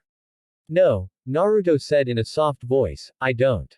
But, Hinata's mouth was unable to work properly, not that it mattered anyway as she spun around and took off. Naruto sighed as he chased after her, knowing that if he did not reason with her, things would not end well. He doggedly followed the lavender-eyed girl, who was dodging and weaving in an effort to lose him. However, Naruto was far faster and more agile than she was, and soon caught up. He grabbed her arm to keep her from moving. Let go of me, Hinata shouted as she yanked on her arm. Not until you listen to me, Naruto replied in a calm voice. I don't want to hear it. Let go. Realizing she would not be able to get away like this, Hinata turned around and attempted to juken strike Naruto. Said blonde was surprised that Hinata would go this far, but thanks to his enhanced reflexes was able to avoid the strike. He quickly wrapped Hinata in a bear hug, keeping her arms pinned to her sides so she could not use them. Though the girl continued to struggle and even tried to juken him with her feet, however she soon began to tire. Eventually the girl sagged into him as she started to cry, Sighing, Naruto just let her do so until she calmed down. Why? The girl asked, with her voice muffled by his kimono, why don't you love me? Why won't you love me? Because you don't love me, Naruto stated, causing Hinata's head to snap up so fast, the blonde thought it would break. How could you say that? Hinata asked, completely unaware that she had not stuttered. I've always loved you. Ever since the academy. You gave me strength and courage. I only saw what you wanted to see. Naruto interrupted her. You saw the side of me that was loud, obnoxious, and was not afraid to scream about how he would be Hokage at the top of his lungs. You were so fixated on this image of me and felt that I was something to strive for, so you put me on a pedestal. As something you would always watch from afar, but never touch, which was why you were too afraid to talk to me. That's not true at all. Hinata shook her head. I saw you as something I wanted to be. Something to strive for. Which is what you do when you place someone on a pedestal, Naruto interrupted in a soft voice. Hinata, what you saw was not me, not all of me anyway. You saw the parts of me that you wanted, because that side of me was everything you were not. You felt that if you could just be near me, then maybe you would gain some of my strength. Am I right? Hinata gave a hesitant nod, since that was true. Ever since she had seen his loud and proud attitude, she had begun to admire the boy. She had taken to following him, because just watching the blonde had given her strength to go on. He was what she felt she wanted to be, she wanted the courage he would show even when the world had tried to stomp on that courage. That never give up attitude, that's what she wanted to have for herself. That's exactly what I mean, that's not real love. You wanted me to be your strength, your courage, to be able to lift you up when you could not do it yourself. Naruto shook his head. What you have to understand is that by trying to use me for your strength, you end up weakening your own. Hinata's eyes widened as what Naruto said began to sink in. What do you mean? Hinata, I can give you no more strength than a soldier pill can give you chakra. Yes, you may gain a temporary boost by relying on me. But in the end it's only a passing feeling and can never give you the strength you are looking for. What would happen if you were on a mission that went bad? All of your comrades were incapacitated and you were the only one capable of protecting them and completing the mission. What would you do if I wasn't there to give you that pick me up? If you had to rely on your own strength to carry on, only you had been relying so much on me that your own strength failed. Hinata looked at Naruto with wide eyes as his words were tossed around in her head. It was painful to admit, but she realized he was right. All this time she had been trying to rely on Naruto instead of herself. Even when he was gone, her thoughts were on the blonde. It was like he had become some drug or a crutch, as he said. Because truthfully, all she had been trying to do was emulate the blonde in front of her. It was enough to make her feel sick. I really am weak, Hinata muttered as tears formed in her eyes again. You are not weak, Hinata, Naruto said in a firm voice, as he placed his hands on the girl's shoulders. Hinata looked up at Naruto as he spoke. You just have yet to come into your own strength, but it's there. However, you need to find the right reasons to gain that strength, which are not to impress a boy. What are your reasons? Hinata asked, hoping that if she knew the reasons of someone else, she could try to find out her own. At first my reason was simply because I wanted to be acknowledged. It was stupid, but that was why I tried so hard. Naruto's eyes began to glaze over and his voice softened as he continued, however as time went on and I gained people who did acknowledge me, my reasons changed. Naruto looked at Hinata. Now I fight and gain strength so that I can protect the people who are most important to me. The people who I have found a family in, the Konoha 11, the people I met in my travels, it's for them I try to get stronger, so that I can protect them. Hinata was silent for a moment as she thought about her reasons, really thought about them. Now that she was thinking a little more clearly, she realized that what she had been doing was no better than when Sakura and Ino had tried to gain Sasuke's affection. Everything she had done was for Naruto, but now that Naruto made her realize this, she did not really have a reason, or did she? I think I want to gain strength to protect my family, and make them proud of me. Hinata said as she looked at Naruto. I don't want them to think of me as weak, or a burden anymore. Naruto gave the girl a smile. That's a good reason. Wanting to help your family is one of the best reasons anyone can have. I know that with that desire in mind, you will gain strength. Naruto stuck his hand out to the girl. Friends. Hinata looked at the hand and then back to Naruto before smiling. Friends, she said as she took the hand. XXXXXXXXXXXX Naruto stood out on the field with the shinobi council, Tsunade, Kenchi and Tenten, all of whom he was going to show his seals to. Now that everyone is here, I figured we'd better get this show on the road, Naruto said as he took out sealing scroll and unraveled it. He unsealed the contents revealing several different scrolls of various seals, ink and a brush. Grabbing the first seal, Naruto unrolled it. I am sure you all know of the standard exploding tag, which by adding chakra will make it detonate and in some cases can set a timer for a slight delay. But what if they did not just explode? What if instead they launched an A-rank jutsu, or a cloud of deadly and poisonous gas? Are you saying you can create a scroll that has an A-rank jutsu in it? Tsume asked incredulously. Naruto smiled. I could tell you yes, but I think it would best to show you. Naruto created a clone who took one of the small tags in the scroll, walking several feet away before channeling some chakra into it as he set the scroll on the ground. The clone poofed out of existence and Naruto turned to Tsunade. Hokage-sama, could you make a kage bushin please? Tsunade raised an eyebrow but did as asked. Less than a second later a clone appeared. Good, Naruto said as he turned to the clone. I want you to go over to the scroll. As the clone did as instructed, Naruto turned to Hiyashi. Hyuga-sama would be so kind as to turn on your Byakugan and tell me what you see. Hiyashi nodded and did so. Truthfully, he was quite curious to see what the boy came up with. As the Tsunade clone got within 5 feet of the scroll, everyone became shocked as a giant dragon made of lightning launched out of the scroll. It roared as it homed in on the clone, smashing into it before exploding in a shower of sparks. It reacted to her chakra, Hiyashi said, his voice for once filled with awe. The others heard what he said and looked at the now burnt out scroll in shock. Yes, it reacts to any chakra signature that does not belong to the person who used the scroll, though it can be set to recognize other signatures as well. Naruto smirked as he looked at the gobsmacked audience. As you can see, things like this could easily tip any engagement or skirmish in our favor. Just imagine if you were to create a minefield of these and placed a camouflage dual-layered genjutsu over them, an enemy comes within 5 feet of it and they suddenly find themselves within a barrage of ranked techniques. Naruto left them to imagine the potential of his strategy for a while. Once they got over their awe, he began showing them some of his other seals, with each one being more impressive than the last. Finally, Naruto got to the seal he had really worked on this week. For this next seal I'll need a volunteer, it has to be a female. The last request had stopped several of the males from stepping forward, unfortunately it also made the females wary. Tsume Inuzuka however took it as something of a challenge and stepped forward. Let's see what you've got, pup. Naruto smirked. Very well, follow me so I can apply the seals. Naruto picked up his ink and brush and headed into the tree line. Tsume, despite being surprised, followed him as well. Once they were out of sight, Naruto stopped. Alright, so why did you have to bring me out here alone? Tsume asked before giving a feral yet oddly seductive smirk. Or was it just that you wanted to get me away from the rest of the council, so you could have your way with me? You know, I think you might be a bit young for me, though you are quite handsome. Naruto blinked in surprise as the Inuzuka matriarch blatantly flirted with him. He had truthfully not expected this. Still, that did not mean he was going to be upstaged. Well, you are quite sexy, Tsume-chan, Naruto said as he modulated his voice into an animalistic and husky growl, that caused Tsume almost come herself.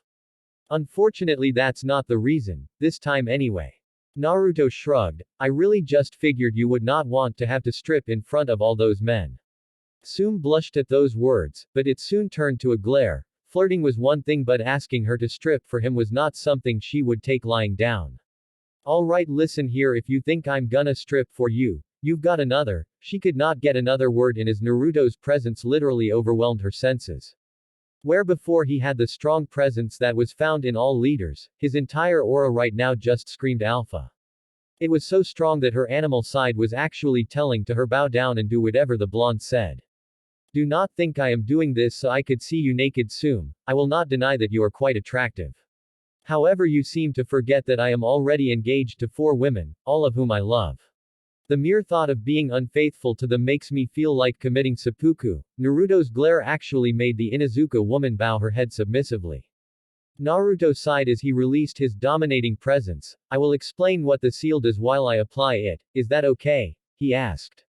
When he received a nod in return, Naruto had the woman stripped down, until she was in her undergarments. He then began to apply the seals while explaining their functions. By the time he was done, Sum's eyes were wide. Several minutes later they came back out to the field. I apologize for the wait, however we're now ready for the final demonstration. He took no heed of the looks he was getting, or the light blush Hiraishin was trying to hide. They obviously knew what had gone on in the forest, or at least they knew what Sum had done. Naruto paid attention to none of it as he unsealed a chair. Alright Sum, just sit on the chair. Having knowledge on what the seal was supposed to do, the feral-looking woman did as told. Naruto tied her up with steel ninja wire, making sure they were bound tightly enough that she could not move. Naruto turned back to the crowd. Now then, as you know, one of the most serious problems we run into as ninja is the possibility of capture. When that happens, all we can do is try to make sure that we die before we end up cracking from whatever torture we are subject to. However, that does not have to happen. What if we could give our shinobi a small window of opportunity to escape? Hiraishin, I would like you to use your Byakugan to tell me what you see. Naruto did not wait for the man to give an affirmative, before he turned his attention to Sum and raised an eyebrow in question. He received a nod from the woman, right before he unleashed a concentrated dose of Kyabe's killing intent. The woman felt her eyes widen as the feeling of fear came over her from feeling the same power that had killed her husband all those years ago. Thankfully it only lasted a second as the seal activated. The ropes were suddenly sliced apart as a shield of powerful cutting winds encased Sum, who was completely protected by it. Naruto grinned as everyone was once again rendered speechless. Tell me Hiraishin, what did you see? The seal activated when you unleashed that killing intent, Hiraishin said, however it was not activated consciously. Correct, Naruto said. This seal is actually several arrays that are located on different areas of the body. You have one seal that constantly stores the excess chakra that all people produce in another seal. The other seals are what creates the wind shield, one to activate it and the other to maintain it. It activates subconsciously when the body is feeling any sort of negative stimuli, whether that be fear or something else. This means that even if someone has their chakra sealed off, the seal can still be activated because it is not dependent on one's ability to use chakra. Because it's based on the body's reaction to their emotions, Tsunade said in shock. What Naruto had just created was not only a complex seal, but something that also required a thorough understanding the human body and human psyche. To come up with something like that is amazing. Naruto smirked. That's not all, now I need a volunteer. This one has to be male. When no one stepped forward, Naruto sighed. Very well, since no one is stepping forward, Shikaku, Naruto chose with a grin. You are going to help finish my demonstration. Shikaku blinked in surprise before muttering a troublesome and walking up. So what do I need to do? Naruto turned to Sum as the wind shield dissipated. Are you ready for the second stage? Yeah, Sum said, though she still felt a little skittish from feeling Kyabe's killing intent. Still, getting a little scared was well worth the knowledge that they could save the lives of their ninja with this. Especially what the second demonstration was going to do. Naruto turned to Shikaku and gave him a mischievous grin. What you will have to do is try to touch Sum's vaginal region. There were several seconds of pure silence. What? Tsunade and Tenten yelled in unison. Naruto turned to the two. You heard me, this is necessary to show what the other seal does. The two glared at him before Tsunade spoke. Listen here Gaki, I don't care if Hokage-sama, I have already been told this was going to be required, and have given my permission to allow this demonstration done on me, Sum interrupted her. Tsunade looked at the Inuzuka matriarch in shock, but don't worry, the pup explained to me what was going to happen, Sum said. Tsunade sighed. Well, alright if you're okay with it. Naruto nodded. Now Shikaku, if you would. Do I have to? The lazy clan head asked. If his wife found out about this, she would have his head. Yes, Naruto said, this is quite possibly the most important part of today's demonstration. That got several raised eyebrows, the clan heads wondering what could be this important. Shikaku sighed as he began to mumble about getting in trouble with his troublesome wife for this. Walking up to Sum, he reached down towards her crotch. That was when Naruto activated a seal on a scroll he had taken out that launched false pheromones into the air, simulating the lust most bandits and low-lifes released when about to rape a woman. Before Shikaku's hand got 3 inches, it was shocked with a burst of lightning. Damn. That hurt. Troublesome. Shikaku tried to rant, but was too lazy to do as he shook his hand. Naruto looked over to the again shocked crowd. What do you think just happened? For a moment everyone was silent until Tsunade spoke up. You used that odd smell which activated the seal that shocked Shikaku-san. More or less, Naruto answered with a shrug. I have destroyed enough bandit camps that I was able to reproduce the pheromones they release when raping a victim through chemistry. When I released those pheromones, Sume recognized them and her body reacted instinctively to them. It also reacts to emotions, but since we know that Sume is not afraid of being raped in her own village, I did it this way.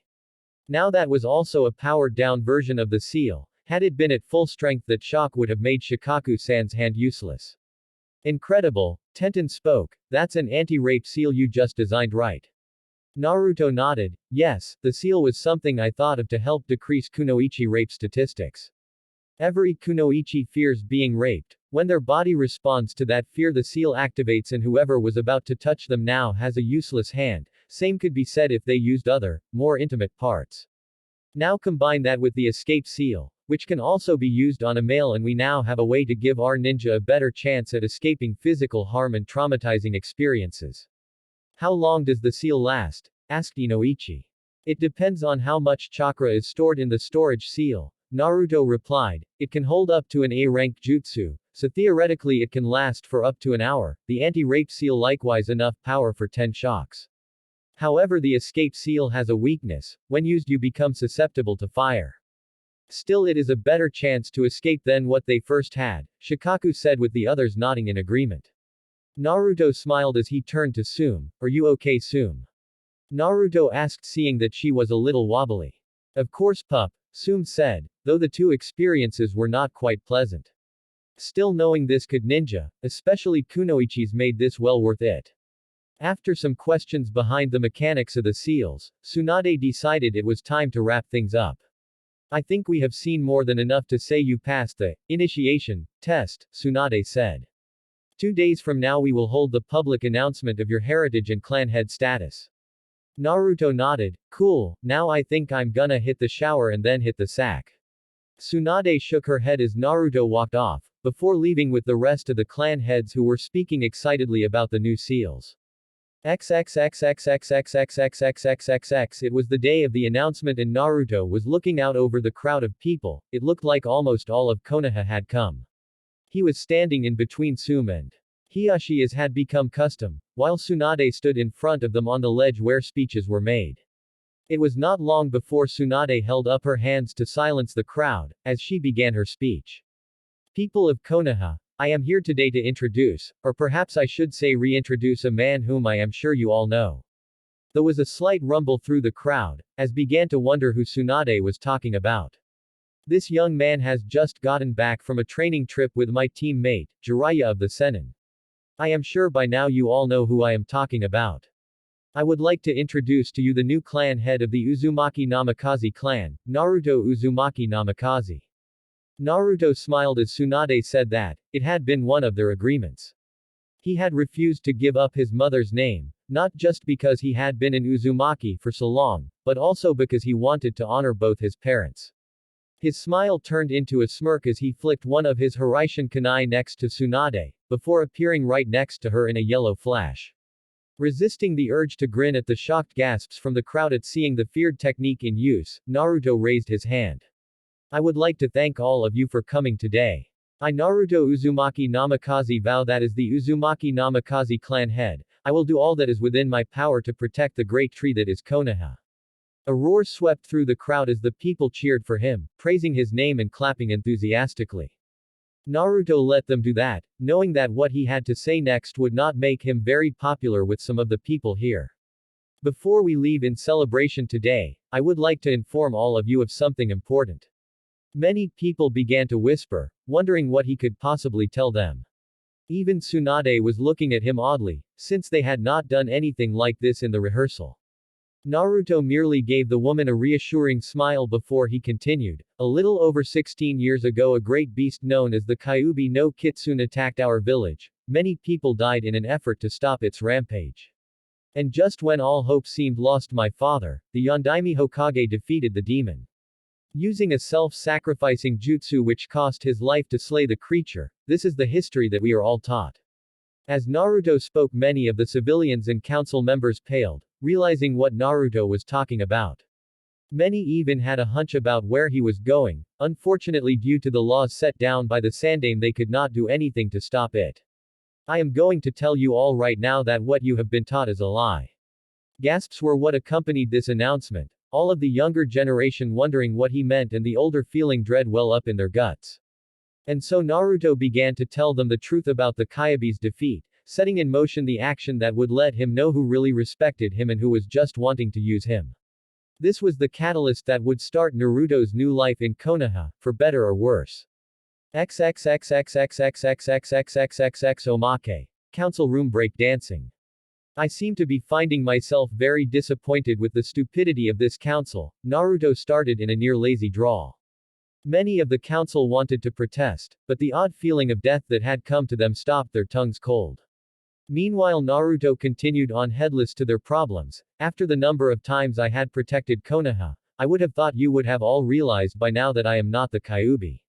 I am no more the Kyuubi than a sealing scroll is the kunai that's been sealed into it.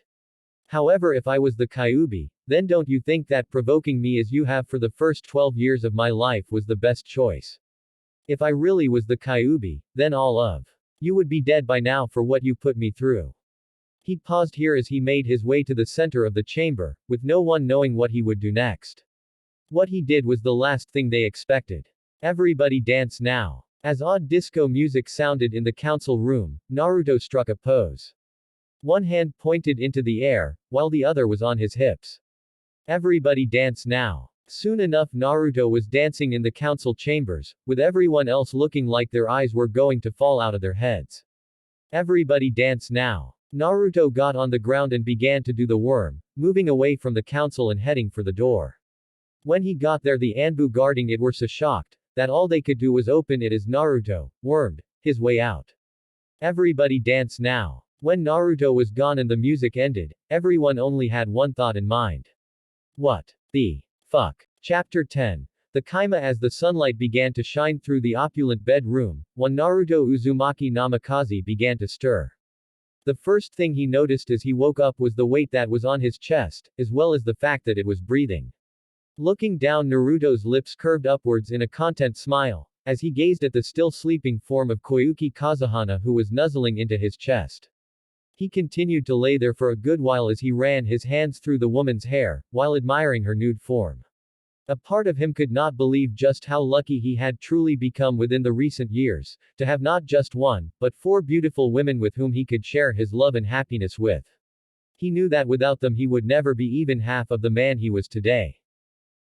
Naru-kun. Naruto held in a snicker as Koyuki mumbled out his name, her face trying to burrow its way into his muscular chest.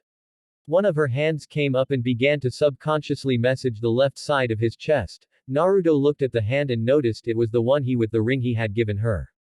Like the other rings he had given to the women in his life, this one was very similar, and yet looked fundamentally different in order to reflect Koyuki's personality. Like the others, it had all of the seals he had come up with, but it also had an additional seal that could allow her to actually use the Shinsei Henge in case she needed to hide her appearance. It worked the same way Naruto's anti-rape and escape seal worked, by storing the excess chakra that all humans and animals produce and releasing it when someone is feeling high levels of negative emotions. This also had an added seal to change her appearance into one of the people she knew from memory. She could also activate it on her own, since Naruto had shown her how to use chakra. Though she only had a civilian's amount, so it was only enough to activate the seals in the ring, but he hoped she would not actually need it. As for the ring itself, the band was made out of white silver with alternating flower and snowflake motifs running around it. In the center of the ring was a Zultanite gemstone, a jewel which would change color depending on the environment. The jewel itself was cut in the shape of the Haru no Kuni national flower, with 9 tails surrounding it in a protective fashion. On either side of the gem was a diamond, one cut in a blooming flower and the other in a snowflake.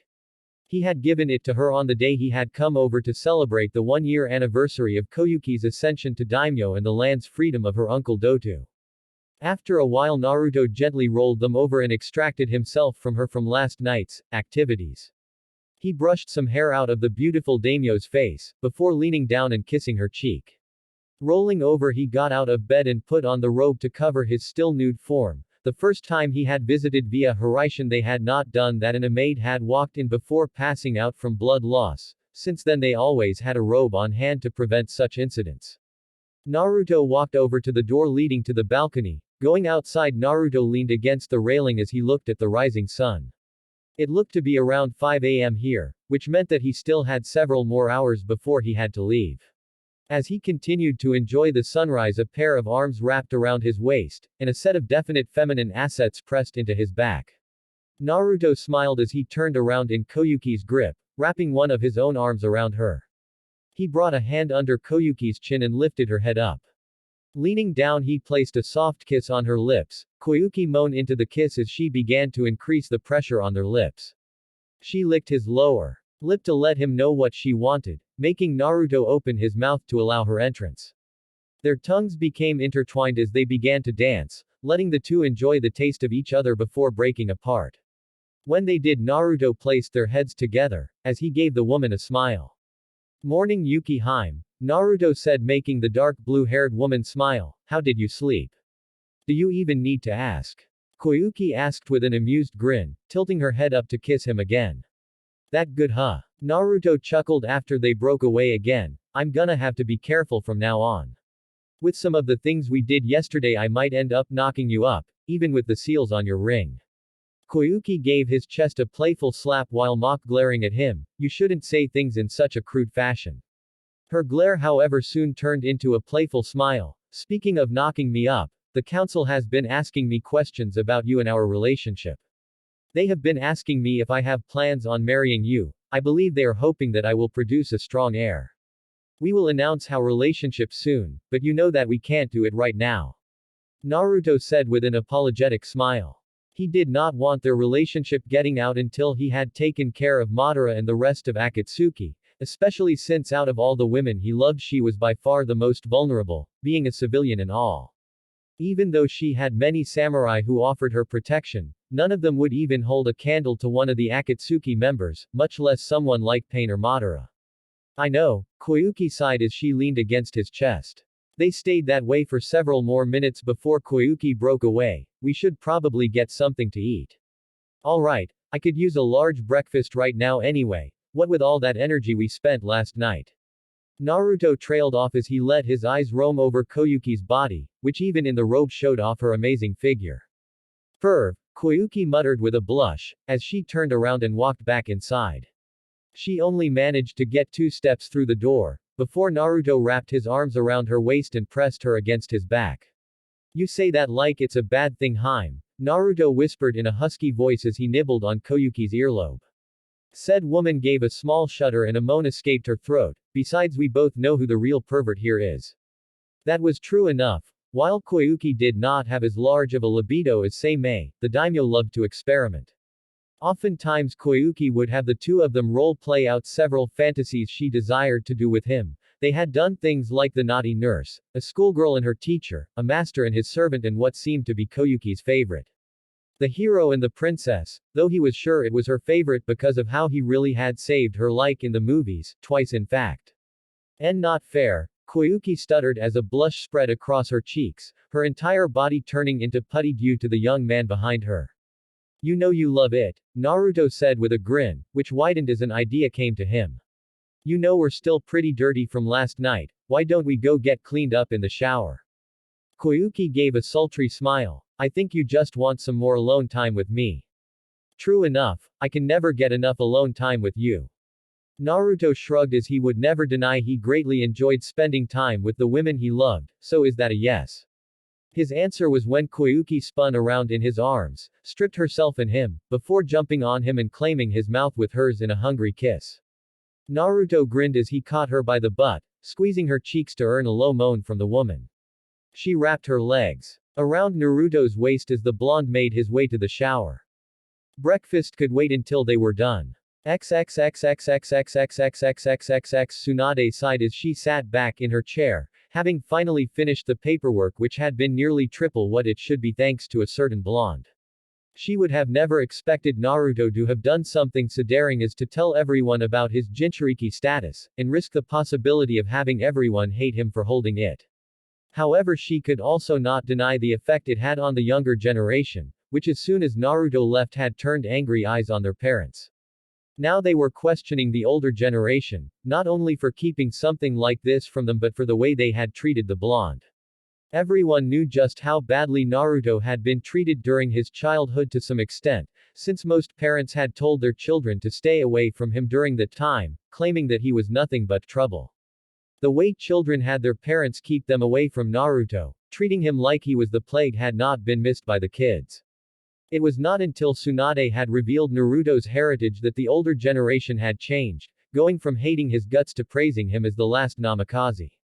Unfortunately for them, because they did that, they were unable to take it back after Naruto had revealed his status, unless they wanted to seem like liars in front of their children. Which they were already dangerously close to being seen as. The busty blonde Hokage shook her head of the thoughts. She had just finished the paperwork his speech had caused and did not want to think about it anymore. Instead, she opened her drawer and reached under her desk. She always kept a bottle of sake hidden under there for whenever she needed a drink. And right now, she needed a drink. She had to hold in a growl, however, when she found the drawer empty. No doubt Shizune had been in here recently and had taken the liberty of removing her sake. The blonde's shoulders slumped a bit at the thought of not getting her drink. Sighing, she decided to instead put her head on the table to get some sleep. Or at least she would have had a blast of lightning not appeared in the center of her room, scaring the living daylights out of her. Good morning, Ba-chan. Naruto chirped in a sing-song voice, only to duck under a chair that was thrown his way. He looked behind him when he heard a crash, and saw that the chair had smashed through the door. Now that wasn't very nice, Naruto said with a grin as he sat down in one of the chairs in front of the Hokage's desk. What did that door ever do to you? Tsunade groaned. It's too early for this, Gaki. I haven't gotten much sleep, and I don't have my sake, so don't start trying to get smart with me. Naruto snickered. So Shizune-chan took your alcohol away, huh? Well, you shouldn't be drinking on the job anyways, Ba-chan. It's bad for your health. Oh, shut up you, Tsunade said with a glare. So what do you want? Naruto shrugged off her slightly irritated nature. I was hoping you could give me a mission. Tsunade tilted her head in thought for a moment, before nodding. I suppose I could do that. It will be good for you to integrate yourself with the other ninja again anyways. She began going through the scrolls looking for a good mission. Let's see, we'll also need to find you a team and. Before she could say another word, both her and Naruto leapt to their feet and crouched down, pulling out a kunai as instincts kicked in. A black ball of cloth shot through the window, which had been closed last night. As the glass shattered and sprayed across the room, the ball unfurled to reveal a woman Naruto had only met once, however she had left an impression he could never forget. Enko Mitarashi.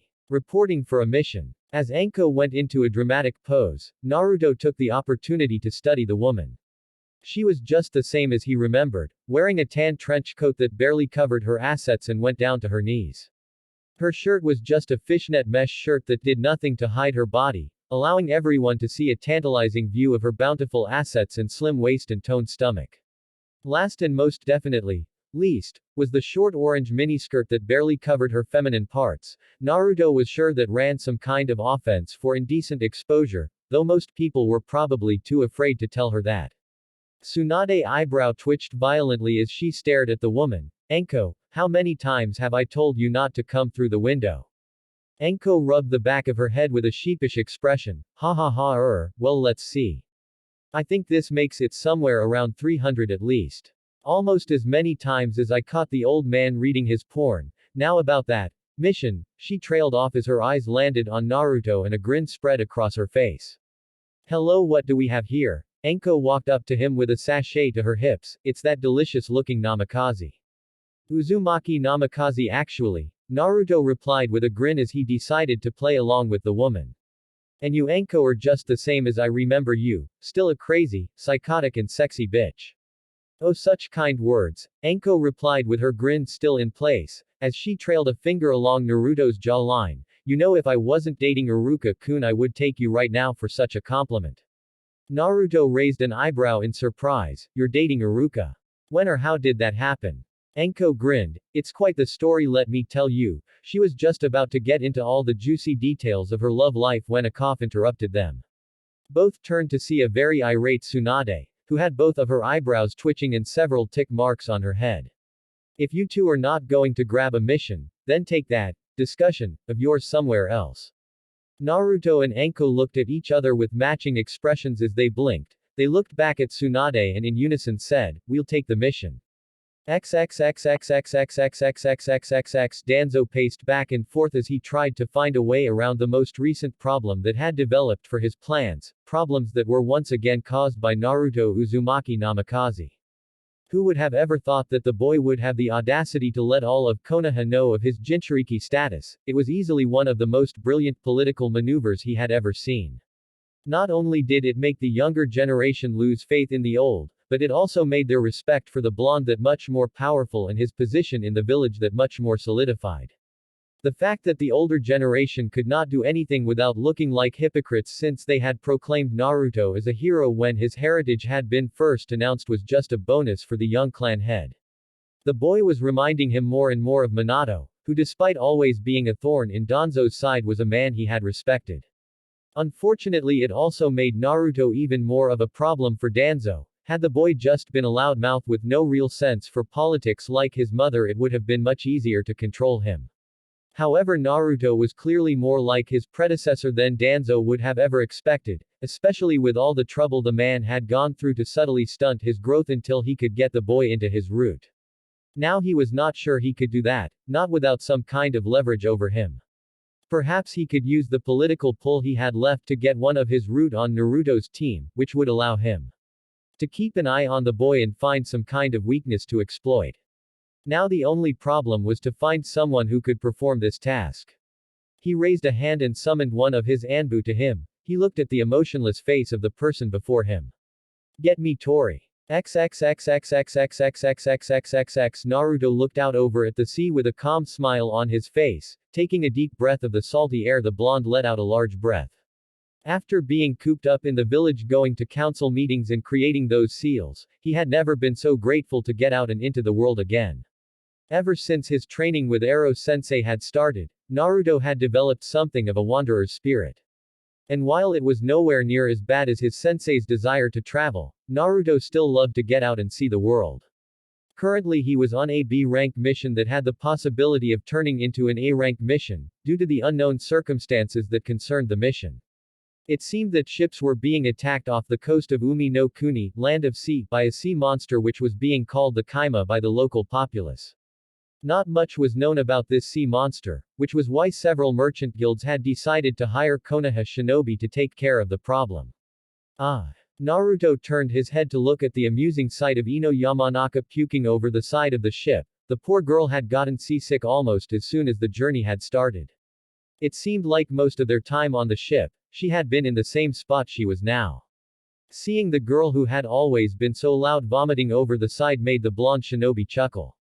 "It's not funny." Naruto blinked as he looked over at Ino, who was glaring at him, right before she turned green and went back over the side. "Sorry." Naruto apologized as he tried not to laugh at her predicament. "I just never assumed someone like you would get motion sickness." Deciding to be a good teammate, Naruto walked over to the girl, and gently rubbed her back in a soothing motion. "Stupid sea, stupid boat," Ino mumbled before heaving over the side yet again. As this continued, Enko Mitarashi walked out onto the deck. Spotting the two, she made her way over to them. "So I spoke with the captain and he said that we should get to the port within the hour," she trailed off as she spotted Ino. A grin soon made its way to the woman's face. Is the poor baby sick?" she cooed with a smirk that somehow looked both seductive and bloodthirsty at the same time. Naruto had to wonder if she just always looked like that. "You know Enko-chan can fix that right up for you. How would you like Enko Matarashi's super secret, fix any ailment, treatment?" "No. No thank you," Ino said as she dry heaved. "I know what your Okami treatment is. All you would do was beat the crap out me until you thought I was cured." Enko gave a pout before turning a seductive smile onto Naruto. "What about you, handsome? Any ailments that need curing?" Naruto chuckled as he decided to play along. "Well, I do have this awfully odd muscle that seems a little stiff, perhaps you could help me with that." Ah, now you know I can't do that. Enko stuck out in lower lip in a pout. After all, Iruka-kun would get mad at me. And you, the woman went into a thinking pose after she said that, as if a brilliant idea had struck her. Of course, if you would like to join us. Enko looked over at Naruto and laughed when she saw him join his fellow blonde in throwing up over the side. XXXXXXXXXXXXXX Ino gave a sigh of relief as she stepped off the ship. Finally, I hated standing on that ship. Technically you weren't standing, you were leaning, Naruto corrected, only to close his mouth when Ino glared at him. Alright Gaki, Hokage-sama says. You're in charge, so what are your orders? Enko asked as she stretched out, causing several of the men on the dock to pass out from blood loss as the trench coat she wore opened. You know I'm your superior in this mission, Enko. Do you really think calling me Gaki is the best idea? Asked Naruto with a mock-annoyed tone. Enko smirked at him, this coming from the man who calls the Hokage, Ba-chan. Touché, Naruto said with a grin. He was just about to speak when he spotted something out of the corner of his eye. There was a young woman who looked to be about 2 or 3 years older than he was. She had an average height of around 5 feet 5 inches, with shoulder-length black hair and 2 bangs that were tied at the bottom and framed her face. She was wearing a faded blue sleeveless overshirt that looked several sizes too big for her, and went down past her knees. It was held near her waist by a white piece of cloth that she wrapped around her several times. Her shorts were a dull brown, which were fairly baggy that covered to her calves, and she was walking barefoot. There were also several bandages covering her around her forehead, left cheek, neck, her right forearm, all of her left arm and her right leg. Naruto noticed that if it were not for her dirty appearance she would be quite beautiful, however it was not this that had gotten his attention. It was the look she had in her eyes, they held a sense of hopelessness that he knew very well. The same look he had when he was younger, and suffering under the abuse and loneliness he had gotten from his village. But it was even more than that, since he also took notice of the way people glared at her and the whispers they spoke. They seemed to go out of their way to avoid her and looked at her with utter hatred and fear, like she was some kind of monster or plague. It reminded him a lot of his own past, and was enough to make his blood boil. Watch where you're going, you freak. Naruto's eyes hardened as he saw some teenager purposely bump into her, knocking her bag out of her hand and spilling its contents. Naruto resisted the urge to shove a Rasenshuriken up the boy's ass, instead he walked over to the young woman. Kneeling down he began to help her put her groceries back into the bag, making sure nothing was broken and would fit well. The woman looked at him for a second. When Naruto looked up at her he saw a brief flicker of emotion before it left. When all of her groceries were back in the bag, the woman stood up and left. How rude, Ino huffed as she and the other 2 Konoha ninja walked up to him. She didn't even say thank you. Naruto ignored the platinum blonde as he looked over at Enko. Did you see it? Yeah. Enko trailed off as she rubbed her neck where the cursed seal was. She had that hopeless look in her eyes. Naruto nodded as he chose to ignore her holding the cursed seal for now. Shino, did you put a bug on her? Of course Namikaze-san, Shino replied. Just Naruto, Shino, I dislike titles, Naruto said as he came up with a plan. Alright Shino, I want you to follow that girl, don't make your presence known, just tell me where she goes and what she does. When he received a nod he turned to Ino. I want you to use your mind jutsu to discreetly gather information from the villagers. Anything you can find about the Kaima and that girl will be useful. Naruto then turned to Enko. And I want you to question the sailors on what they know about the Kaima, make sure you're discreet. And when you say discreet, what do you mean exactly? Enko asked with a sly grin. I want them perfectly capable of walking, Naruto said, causing Enko to pout. What will you be doing, Naruto-san? Asked Shino. Jiraiya has a contact located here, so I'm going to speak with that person and see what they know. Naruto answered, receiving a nod from Shino. He ordered the 3 to start moving. In the meantime he would see what he could find out about this Kaima as well. XXXXXXXXXXXXXX Tsunade slumped in her seat as her eyes stared at the information she had just received. Her eyes were able to read the information but her mind seemed to be incapable of computing it. As she slowly began to think coherently her mind began to stray again as guilt took over, many thoughts and questions ran through her head. A part of her wondered if this was Kami's way of playing some kind of cruel joke, or perhaps just her bad luck with gambling at work. Whatever the case, what she had just found out was almost enough to make her want to run away from Konoha again out of shame, especially since it meant she had done something that to her was unforgivable. A part of her wondered if Jiraiya knew. If he did, then the pervert would get the most serious beating of his life, worse than when he had caught him peeking on her in the hot springs. Yet at the same time she knew that logically he could not know, however this only compounded on her guilt. She grit her teeth as she wiped away a few tears from her eyes. She could not face this right now. She would deal with it later. Hopefully several years later. XXXXXXXXXXXXXX Naruto stared out of the window in his room, as he reviewed the information he had received from the members of his team.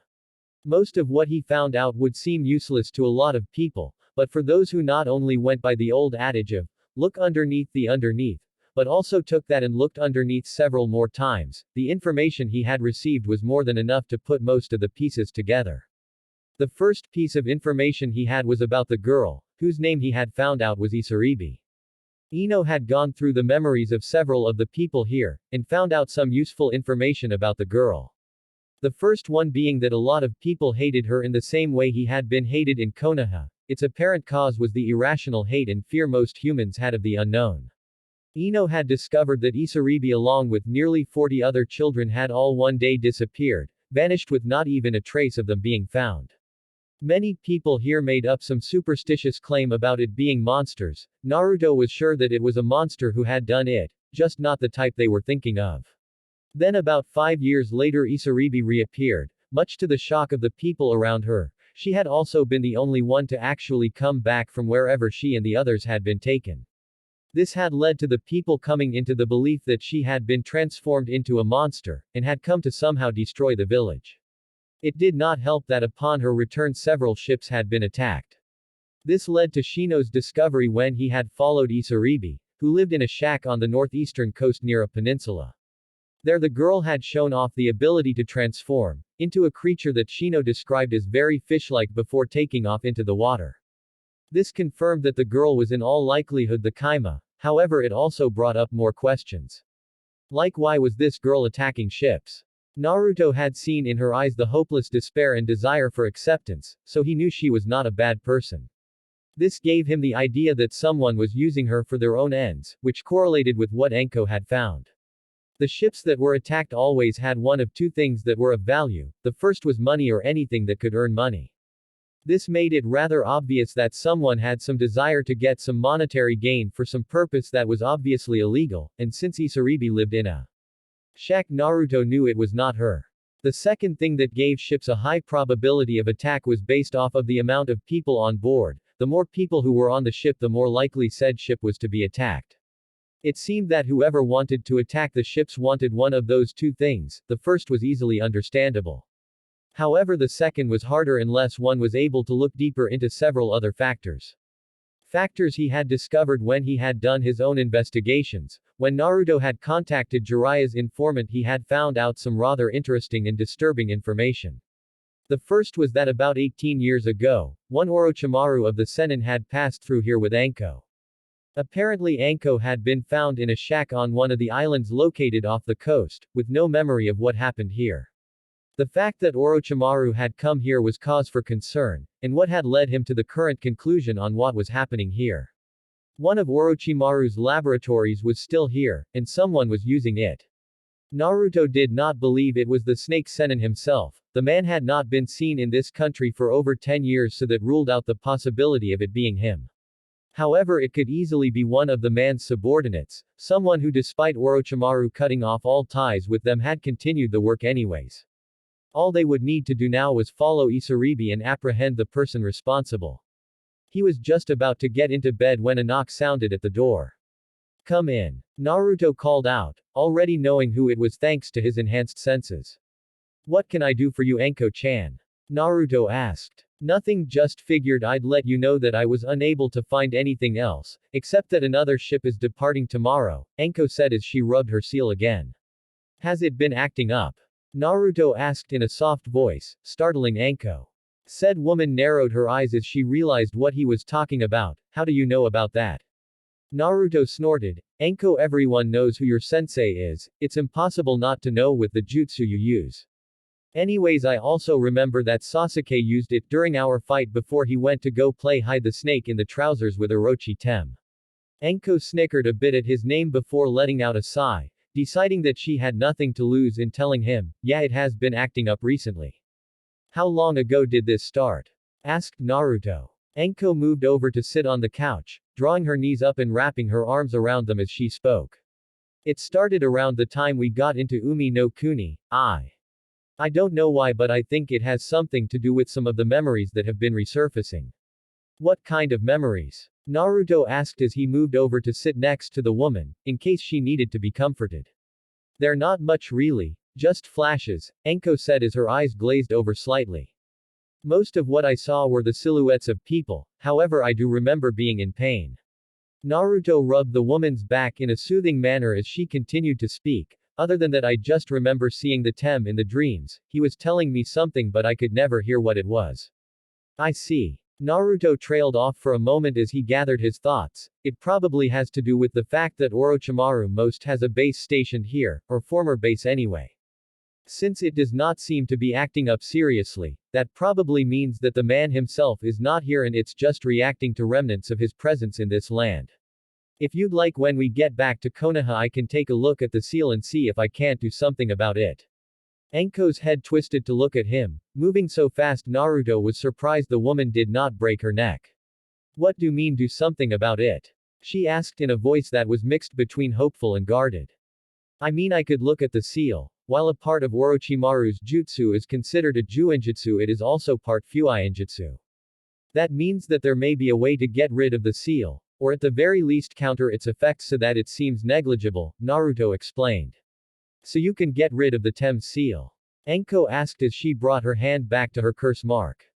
She had always hated this thing, and not just because of how it acted up sometimes. She had always felt tainted by it, like Orochimaru still owned her because of it. To be honest, I'm not 100% sure, Naruto said with a shrug. However, I am positive that if given enough time I can work something out. I know I can at least make a better seal than the one you have. Naruto was silent for a moment before sitting up and stretching. Anyways, it's getting pretty late. We should get some rest since we've got a long day ahead of us tomorrow. Naruto moved over to his bed. Good night, Enko. Enko stood up. Good night, Gaki, and thanks. Enko walked out of Naruto's room and moved into her own. Lying down on the bed, she let sleep claim her. XXXXXXXXXXXXX. The next morning the four had gotten up bright and early, and had made their way over to the shack where Isaribi lived. Naruto made sure that they stayed within the tree line just off the beach, so that the girl would not see them as she left. Because of how early they had gotten there, it was a several-hour wait until the girl finally made her appearance. She walked out of her shack and went over to the ocean, which was when Naruto and the others got to see her transformation. She looked like a cross between a human and a fish. In many ways she reminded Naruto of Kisame Hoashigaki. She had light blue scales all over her body, which Naruto saw had spread out from her bandaged areas. Her ears looked like small fins, they had small spikes at the end and looked webbed. Likewise her hands and feet had the same webbed look. Her hair was like a giant fin that spread back, looking similar to hair but scaly and webbed. She looked every part the sea monster, with the sole exception of her eyes. Once the girl jumped into the water, Naruto and his team shot off, following the girl. Naruto using his advanced senses and water affinity to feel the current the girl was making while she swam, allowing him to track her to a string of islands. Eventually they got to one of the islands and the blonde shinobi could no longer pick up the currents. He assumed she had gone through an underwater entrance of some kind. He turned to his team to give out orders. Alright, we'll be splitting into two groups, Naruto began as he looked at them. Shino and I will make one group, while Enko and Ino will form another. Be sure to keep your headsets on and inform the others when you find the entrance. Do not try and enter yourselves. Chances are high that this place will have a lot of traps, so it would be better to do this as a group. Enko and the others nodded as they adjusted their headsets. Knowing the Tem, I would not be surprised if this place had loads of traps. The snake mistress looked at Ino. Come on girlie, let's head out. As the two females left going around the eastern side of the island, Naruto and Shino headed around the western side, moving at a slow pace. Shino was in the front, sending bugs ahead of them to make sure there were no traps or shinobi waiting for them. For a while neither shinobi spoke, preferring to keep their senses on alert and their thoughts focused on their mission. After several minutes Shino perked up. Naruto-san, my bugs have located an entrance on the northern side of the island, Shino said. It is several meters inland. Naruto nodded his thanks as he thumbed his headset. Girls, Shino's bugs have found the entrance. It's on the northern side, if you get there before us be sure to wait. Over. Gotcha, came the somewhat staticky voice of Anko, we're almost there so we'll wait for you. Over. Naruto turned off the headset and the two continued on their way. Eventually they reached the northern side where Anko and Ino were waiting for them. The three made their way inland, and moved up to the door. Said door was large, at least 15 feet tall and 10 feet wide. It looked like it was made out of some kind of composite-grade steel, and was most likely very thick, at least a foot if Naruto's estimation was correct. There was also no handle but Naruto did notice what looked to be grates on the bottom, meaning that the door lifted up, rather than swung open. From what he could see there were no trap seals of any kind, but that did not really mean anything. Especially since he noticed that there was a camera currently focused on the group. Anko gave the camera a wave as she tossed it a cheeky grin, so how are we gonna bust this thing down? Naruto frowned as he thought the same thing, he had several techniques that might work. Deciding quickly he came up with the one that sounded the best to use right now. I want you three to stand back by the beach, Naruto ordered. The other three looked at him for a moment, before shrugging and moving back. When they did Naruto formed a single reinforced cage bushin and had it hold out its hand, making it form a perfect Rasengan within it. When it did Naruto began to infuse the spinning sphere of destruction with his wind element, further increasing its power. He had yet to really master this jutsu as he wanted that being to find a way to throw the jutsu. However he had come up with an alternative for the moment, if the need to use it ever arose. By using a clone Naruto could have it use the jutsu, while he just stood back. Of course there was a small weakness in this, since the clone did not have as much chakra as he did it would not be anywhere near as powerful as the original's attack. About half power would be there all told, still it should be more than enough for the door. A bell-like screech soon filled the air as the Rasengan suddenly turned pure white, and the wind began to pick up around it. 4 wind blades formed around the white sphere, spinning rapidly and making the entire jutsu look like a large Fuma shuriken. As the wind began to pick up even more, Naruto's Haori was whipped around wildly. The other 3 ninja looked at the jutsu in shock, having never seen such a powerful and deadly-looking jutsu. The Rasengan was of course well known to everyone, but what they were seeing was utterly ridiculous.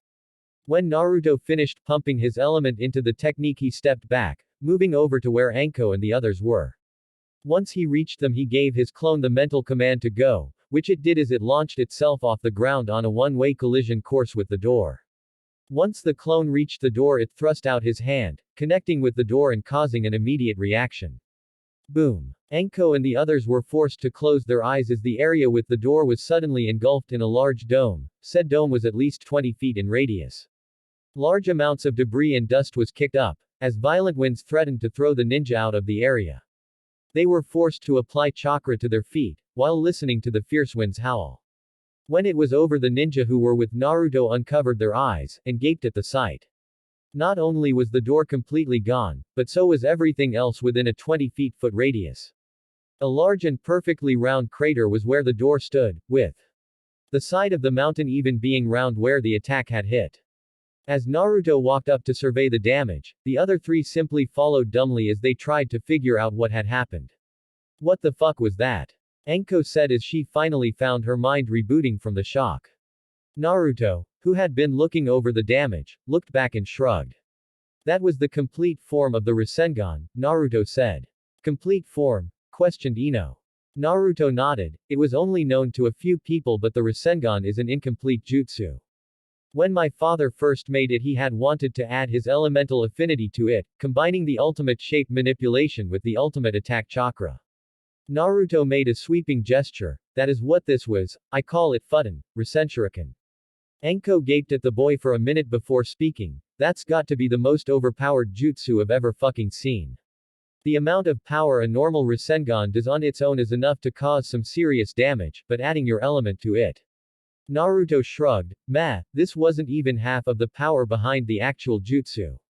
With that said, Naruto walked into the building, not even waiting for the other three gobsmacked Konoha ninja were following. Enko, Ino and Shino looked at each other, before moving quickly to catch up to Naruto. XXXXXXXXXXXXX, you stupid girl. Isaribi fell to the ground as the scientist known as Amachi smacked her. Having grown used to it over the years, she merely got back up. How could you let those pesky ninja follow you? Amachi screeched in an angry voice. Amachi was a very short man, standing at about 5 feet 3 inches in height. He was wearing brown pants, a grown shirt and white laboratory coat. He had beady-looking black eyes, and the top of his head was bald with only a little hair around the sides. Altogether he looked like your stereotypical mad scientist. I did not let them follow me, Isaribi said. I didn't see them near me and had only met them once in the city. I don't want to hear any of your excuses. Amachi yelled at her, before moving over to a computer terminal. Now I've got to deal with these insects, he mumbled as he typed in keys. Can you handle them? He asked seemingly to thin air. Of course, a voice answered as a figure stepped out of the shadows. He was wearing purple clothing, sunglasses and a bandana covering his face. Amachi then turned back to Isaribi. Come on you stupid girl, we have to go catch a ship. And don't mess up this time, if you do I will never give you the cure to turn you back to normal. Isaribi followed the man, with a single tear falling down her cheek. XXXXXXXXXXXXX Naruto frowned as he, Anko, Ino and Shino walked along the hallway, moving slowly just in case there were several traps along the way. The hallway was exactly as he had expected something belonging to Orochimaru to look like. The place was dank, dark and wet. The walls had cracks running along them, and the entire place looked completely run down. However, there was something that had been bothering the blonde shinobi since they had entered. Not once had they run into any traps. Given who this base had once belonged to and the fact that it was still occupied, Naruto would have expected some traps or enemy shinobi at least. Yet so far nothing had happened to them, which made Naruto assume that there would be an even more dangerous trap waiting for them at the end. Man, this place is so creepy, Ino said with a shiver. Naruto resisted the urge to roll his eyes. What did you expect from a place like this? Bright colors on the walls, and cute fluffy bunnies. No. Ino said as she glared at the blonde, I'm just making a comment. Yamanaka-san, you may want to keep your voice down, Shino said, as we are in enemy territory it would be unwise to speak so loudly. Ino huffed but remained quiet, as they continued to walk. They eventually reached the end of the hallway, and found out that their path was blocked by yet another door. This one was the exact same as the one outside. After checking the door to make sure there were no traps, Naruto tried to figure out which jutsu to use to get past. He could not use the Rasenshuriken for this. If he did, the whole laboratory might collapse if there were any important support structures in the wall. Making a decision, Naruto unsealed Susanoo and got into a Baitujutsu stance, with his knees spread slightly apart and bent. Taking a deep breath, Naruto unsheathed the blade and made several slashes. All the other three ninja could see were flashes of light. When finished, Naruto sheathed his blade with a resounding click. The door then fell into 16 even cuts. Naruto looked back at his companions, to see them gaping at him as he resealed his sword. The wonders of wind chakra, Naruto said in answer to the obvious question of how he had cut the door down. Wait, Ino said as her mind kicked back in, if you could have done this, why didn't you do that with the other door? Naruto blinked for a moment. That's a good question, he shrugged. To be honest, I didn't even think about doing things this way until just now. With that said, Naruto walked in, ignoring the two face-faulting females, and the buzzing noise coming from Shino. Stepping into the room, Naruto let his enhanced vision scan the area. It was still too dark to see everything, but what he did see was not good. All around the room was what the blonde assumed was standard laboratory equipment. Several computers were located throughout the room. Monitors held above them, showing various sets of data on what looked to be the same experiments as Isaribi. The thing that Naruto noticed the most and got his blood boiling were the tubes that were behind the computers. Each tube was filled with some kind of liquid that was glowing a dark green color, as well as what Naruto knew was a human. Or at least what had been humans. Now they were beings that had been experimented on and twisted to the point that they were only recognizable as humans by the standard bipedal shape.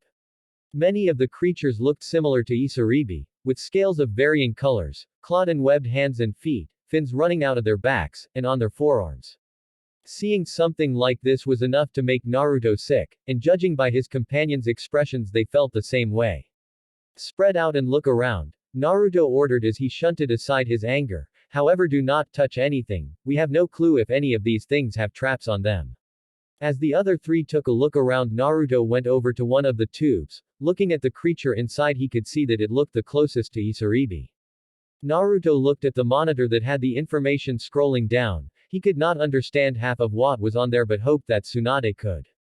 Naruto placed a hand on one of the seals on his chest and channeled some chakra through it. There was a small puff of smoke and in his hand was a small rectangular device. It was a new form of technology that had not even reached the markets yet. He had gotten it from one of the scientists that Koyuki had working on producing different technologies, one of the many benefits to being secretly engaged with the beautiful daimyo. It was called a USB drive and worked by cracking, downloading and compiling knowledge found on computers such as this. Naruto had no clue how the thing actually worked, but he knew it was designed to easily download and access data, or transfer it to another computer. Plugging the device into one of the slots on the computer, the blonde watched as a bar appeared in the center of the screen and slowly filled up. Watch it doing Gaki. Naruto turned his head to see Anko looking over his shoulder. Turning back to the display monitor, he shrugged. I'm downloading the data from this computer. This, Naruto pointed to his drive, is some new technology I got when I was in Haru no Kuni, and is designed to download information so that I can look through it later. Hopefully we'll be able to find out something useful about whatever the hell the person working here was trying to achieve, maybe even some information on Orochi Tem. So you got that in Haru, huh? Anko asked with something of a lecherous grin. Was this before or after you made that porno with the daimyo? You know I've got to hand it to you, Gaki. You've got some pretty big balls to do something like that. I've also got to thank you for all the material you gave me and Iruka-kun. I really don't want to hear about your sexual life with my brother figure Anko, Naruto said with a sigh. The device gave a soft chime to let Naruto know it was done. He unplugged it and turned to the others in the room. Alright you guys, it's obvious whoever was here has left for the moment, so let's get out of here and plan our next move.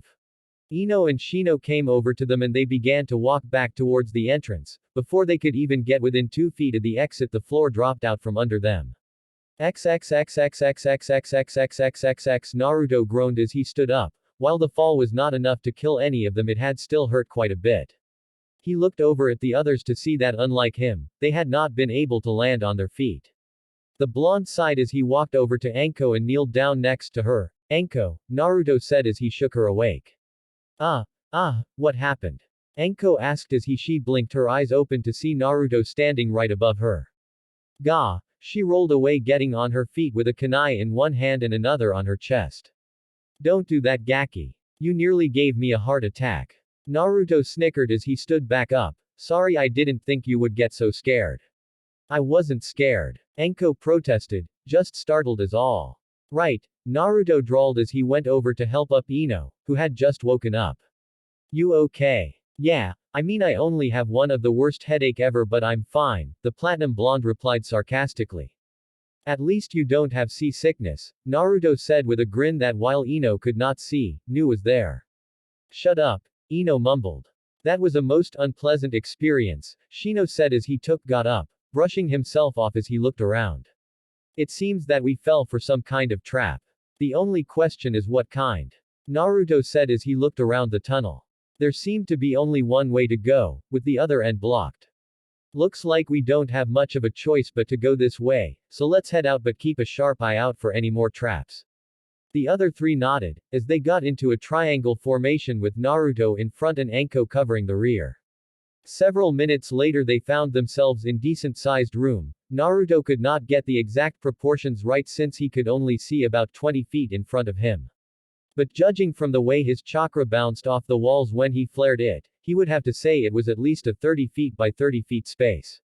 As they continued walking, both Naruto and Anko felt their instincts kick in. Grabbing one of the other two, they jumped out of the way just as several kunai were launched at them. Your reaction times are quite impressive, a voice reverberated through the room. Who are you? Show yourself. Ino yelled out. Now why would I do that? Naruto frowned as he tried to locate the source of the voice, however due to the acoustics of the room it was bouncing around too much for him to find. He flared his chakra again and frowned when he could not detect a human shape aside from the three next to him. However, he could see a door on the other side. Someone would need to deal with whoever this was if they wanted to get to the door. Shino. Naruto whispered, "Can I leave this guy to you?" "Of course, Naruto-san," the Aburame heir replied. "You three may go on ahead while I take care of this." Naruto nodded and had the other two members of his squad follow him, as he made a dash towards the door. Don't think it will be that easy to get away. Several kunai were launched at the retreating trio, however a swarm of bugs appeared behind them and stopped the attack.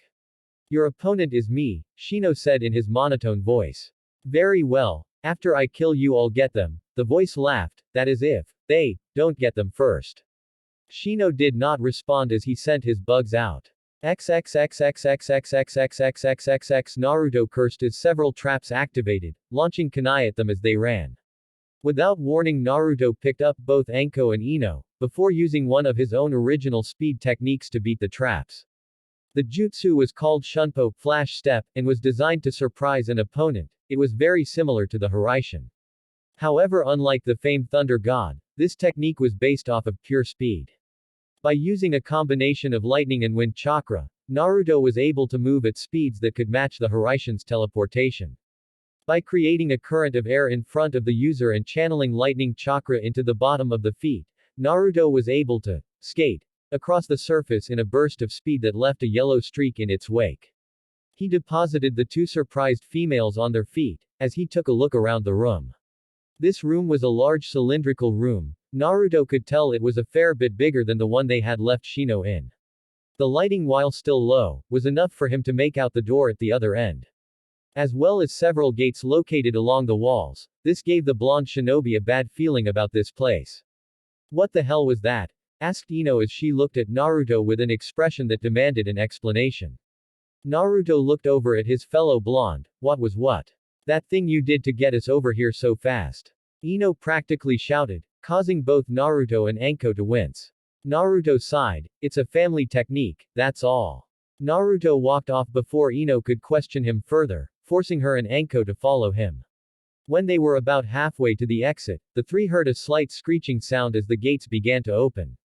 The Konoha ninja quickly went back to back, waiting to see what would happen. Naruto began to channel chakra into his eyes, to increase their perception. He was able to make out the outlines of several bodies that looked the same as the creatures back in the lab. Naruto knew what they were even before their eyes opened to reveal bulbous fish-like eyes that glowed with a light green color. What the hell are these? Ino screeched as she saw the eyes staring at them.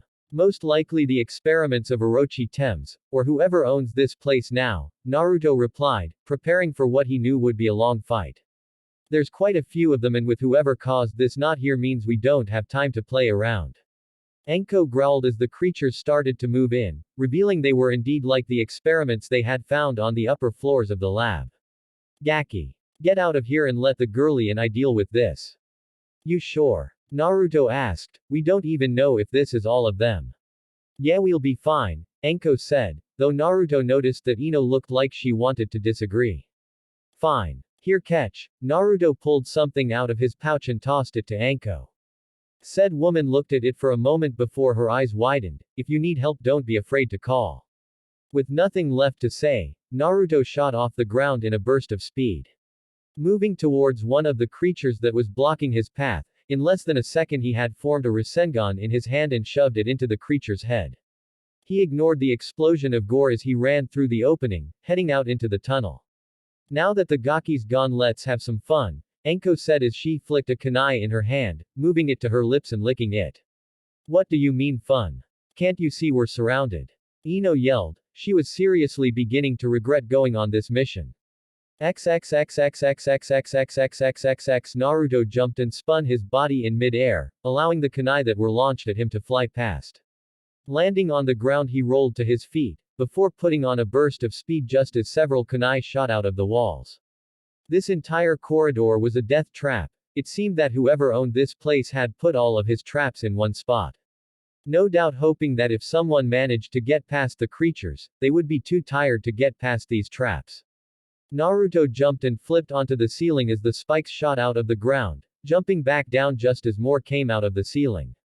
Naruto was close enough now that he could see the end of the tunnel, which was once again covered by a door. Naruto's mouth compressed into a thin line as he continued to dodge traps, and swiftly decided on what jutsu to use. He began to channel chakra into his hand, forming the Rasengan once again. However, rather than go with a standard one, he began to increase the chakra output, making the jutsu much larger than normal, at least 3 times the size of a standard Rasengan. Acting on instinct, Naruto formed a kage bushin behind him, who shot out his hands and launched a blast of wind at the blonde who had jumped into the air. Forming an air current in front of him, Naruto stuck out his hand, allowing the Udoma Rasengan to hit the door. Blowing the entire thing off its hinges and flying several feet away, hitting the water outside with a loud splash. Naruto sighed in relief as he got outside. Turning his head, he noticed that he was on another island entirely. It did not look like there was a way out, as all he could see was a large coral reef. Naruto walked onto the water and moved towards the farthest point. He soon dove down in the hopes of finding an exit. Luckily, it looked like there was one at the bottom of the reef. Swimming down to it, Naruto exited the area and swam back up. He got back on his feet as he stood above the water. As he looked around, he realized he did not have a clue on where to go to find whoever they were looking for. With a sigh, Naruto put on a burst of speed and decided to head back to port. XXXXXXXXXXXXXX Shino used his Kikai bugs to block the kunai that came his way. When the barrage ended, he sent them out to attack whoever threw them. Only to find that no one was there, right as another barrage of kunai came at him. This time, rather than use his bugs, Shino took out his own kunai and began to block and dodge the attacks. At the same time, he sent his bugs over to where the attack originated, only to frown as he once again came up with nothing.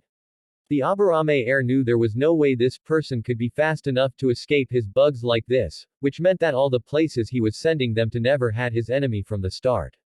The logical conclusion to this meant that whoever his enemy was, had some way to activate the traps without actually being there. However, he was sure his enemy was still in this room. The man had been taunting him for a while now to try and make him lose his cool. Shino decided it was time to use a different approach. As he continued to dodge and block the kunai, the bug user called all of his Kikai back to him. Then Shino sent out his female Kikai beetles, ordering them to spread throughout the room in the hopes of finding the location of his attacker. For a few minutes they continued to search but found nothing. It was 17 minutes later that one of his Kikai began to emit the powerful pheromones that sent his male bugs into a frenzy. He soon let them loose, allowing them to swarm over to one area. A scream began to emit from that spot, as the bus found who Shino had been looking for and began to suck him dry. Shino did not even pay attention as his enemy dropped to the floor dead, instead choosing to head towards his companions had gone. XXXXXXXXXXXXX Naruto stopped his run as his enhanced senses heard what sounded somewhat like explosions. Channeling chakra to his ears, Naruto tried to pick out the location of the noises.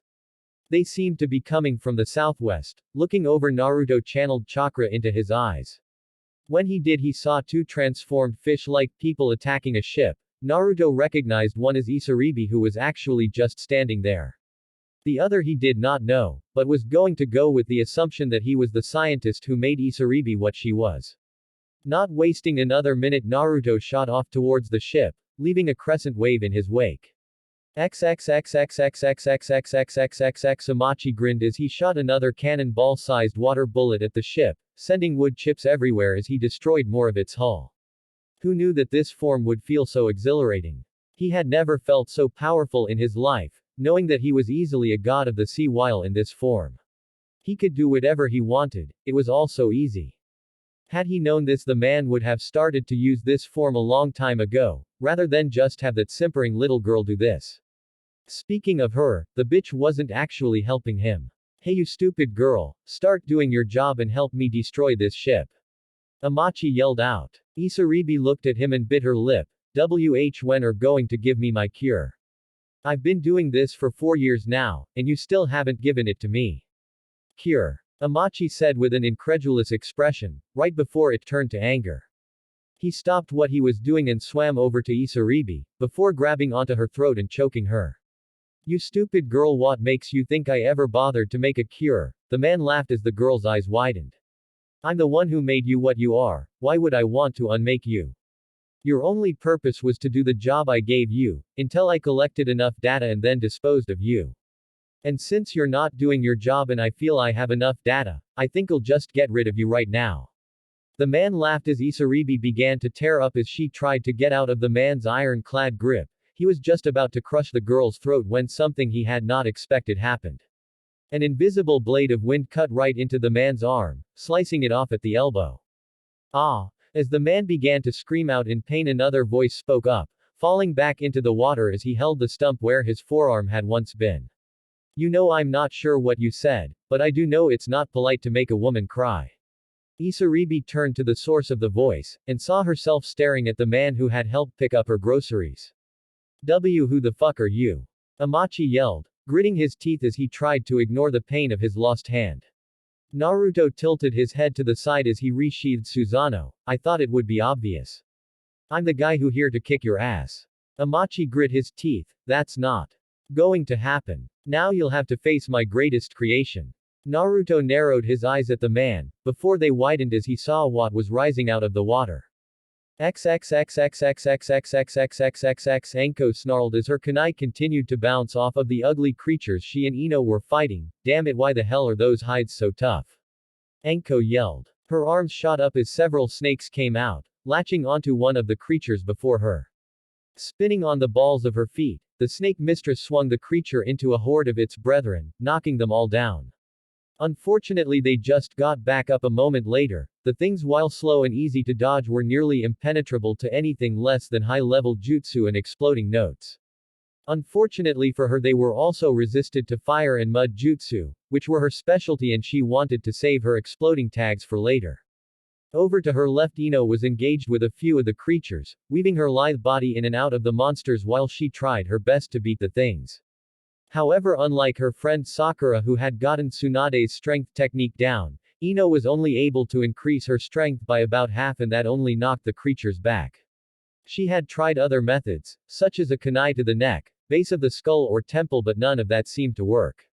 She jumped back towards Anko, who had just finished tossing another creature away and was about to ask what they should do, when a gurgling noise interrupted her.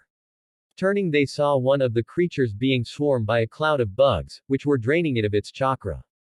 The thing thrashed around for a bit, before its body lay on the floor twitching as it died. It seems that even with their tougher skin, they are still susceptible to being drained by my Kikai. Shino spoke as he materialized in front of them. Shino. Ino shouted, glad to see her companion safe. Shino nodded to her. I suggest we think of a plan to get out of here. Anko nodded as she came up with a plan. Well, now that you're here, we don't have to worry about running out of weapons. We'll launch a barrage of kunai with exploding notes attached to them into the ones blocking the exit, and then we'll make a run for it. The others nodded as they reached into their pouch, pulling out kunai and exploding tags. They wrapped the tags around the kunai, and on an unspoken signal activated them and threw them at the horde in front of the exit. As soon as the explosions went off, the three ran for it.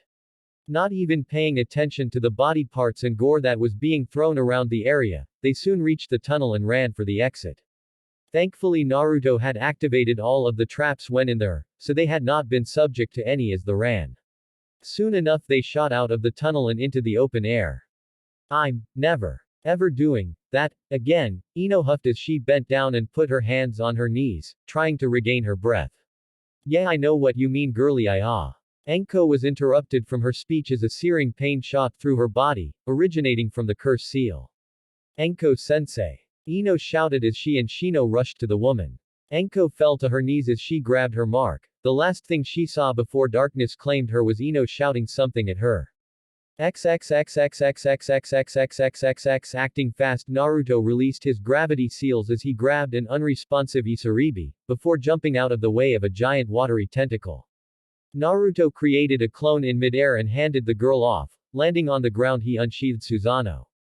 Dodging another tentacle, Naruto channeled wind chakra through his blade and sliced the watery appendage off. However, the thing, since that's all Naruto could use to describe the amorphous blob of water with tentacles and a Red orb in the center, did not seem to be affected by the loss of its appendage. A new one merely seemed to take its place and begin attacking him. Ha ha ha. Amachi laughed in his mad scientist voice, there is no way for you to defeat my greatest creation. Even lightning is ineffective against my ultimate creation. Naruto listened to the mad man speak with one ear. Like all evil people, this one seemed to have a desire to monologue. Telling him about his creation and how it was unstoppable. Of course, this just gave the blonde more knowledge to analyze the creature with and hopefully find a way to kill it. As he continued lopping off limbs that just regrew, Naruto began to devise a way to defeat it. Let's see, that guy said lightning was ineffective. If I go by what he said, then that means the elements don't really work the same way as normal. This means that the creature isn't really alive, or at least not enough to be affected by things like pain. That would mean the only way to kill it would be to evaporate the water and attack its core. I should be able to destroy it that way.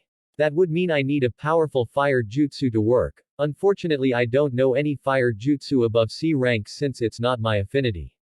And I can't summon toads since they're freshwater amphibians and I don't want to be on their bad side like Ero-sensei. Naruto began to think of ways he could evaporate the creature when an idea came to mind. Hey Kyuubi. Naruto gave a mental shout in his mind. You need my power, ninjin, came the demonic voice of Kyuubi. Yeah, I need your power to fry this creature and evaporate him. The great fox remained silent for a moment. Very well, I suppose I did offer to help you, for now at least. However, I expect you to make this battle amusing, and try not to embarrass me. Naruto did not respond to the fox's parting comment, as he felt Kyuubi's chakra run through his system. The fox cloak began to form around Naruto in less than a second, stopping at 3 tails, which Naruto believed would be enough.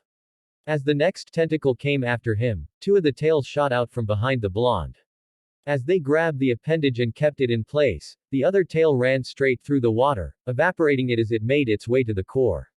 Soon enough, the red chakra tail pierced the core and shattered it, causing the creature to screech and flail. Channeling all of Kyuubi's excess chakra through the tails, Naruto released it in one go. The result was the entire creature exploding in a shower of steam. Amachi, who had been watching in glee, now stared in shock as his creation died. He turned around to get away, only to see another Naruto right behind him with a spinning ball of chakra in his hand. Said ball soon smashed into the scientist, tearing his skin and muscles away. As the man let loose an anguished scream, he was blasted back by the energy and sent skipping across the water, before stopping as he lay face down. The clone Naruto went over and grabbed the man by the cloak, throwing him over his shoulder in an uncaring manner.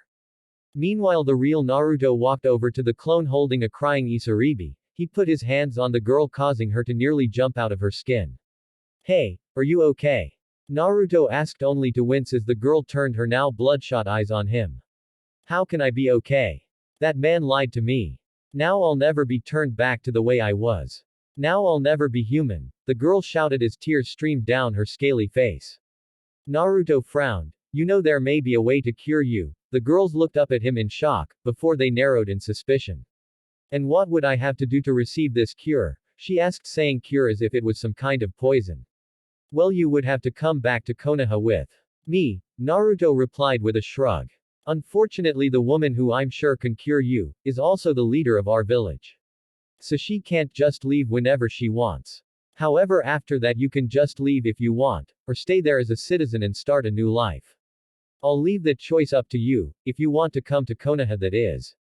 Isaribi looked at Naruto, trying to see if he was lying. She had already been tricked once and did not want to have her hopes dashed again. After several minutes her shoulders slumped. Even if he was lying, she did not really have much of a choice but to go with the blonde man. Okay, I'll go, she said in a soft tone, as she changed back to her normal form. Naruto nodded. Right, well, now all we have to do is wait for my comrades and Naruto. Both Naruto's and Isaribi turned their head to see Ino and Shino running towards them. The blonde frowned when he did not spot Anko. He soon realized that the reason for this was because she was being carried on Shino's back, unconscious. Naruto ran towards them, stopping in front of the two. He looked at Anko, who was muttering incoherently in her sleep. What happened? Naruto asked in a worried tone. We don't know. Ino said, we had just managed to get out of that creepy place with the fish people, when Enko just started grabbing her neck and passed out. Naruto looked over at Shino, who nodded in agreement. Sighing, Naruto gave them his orders. Alright, I want you Shino to head back to the hotel and get Enko to the bed. Ino, you can escort my clone and Isaribi to the hotel as well. If they deny you access, you may threaten them, since I have placed the girl under my protection. I'll go over to the dock and tell the people there about this ship and that they need assistance. After that we'll leave. Understood. Yes, okay, the two said as they moved off. Naruto cracked his neck as he too headed off, glad that the mission was for the most part over. XXXXXXXXXXXXXX pain. That was all she felt as she lay there face down on the floor. It was like an acid dripping through her entire body. She felt as if it was eating her from the inside out. No matter what she did, it would not go away.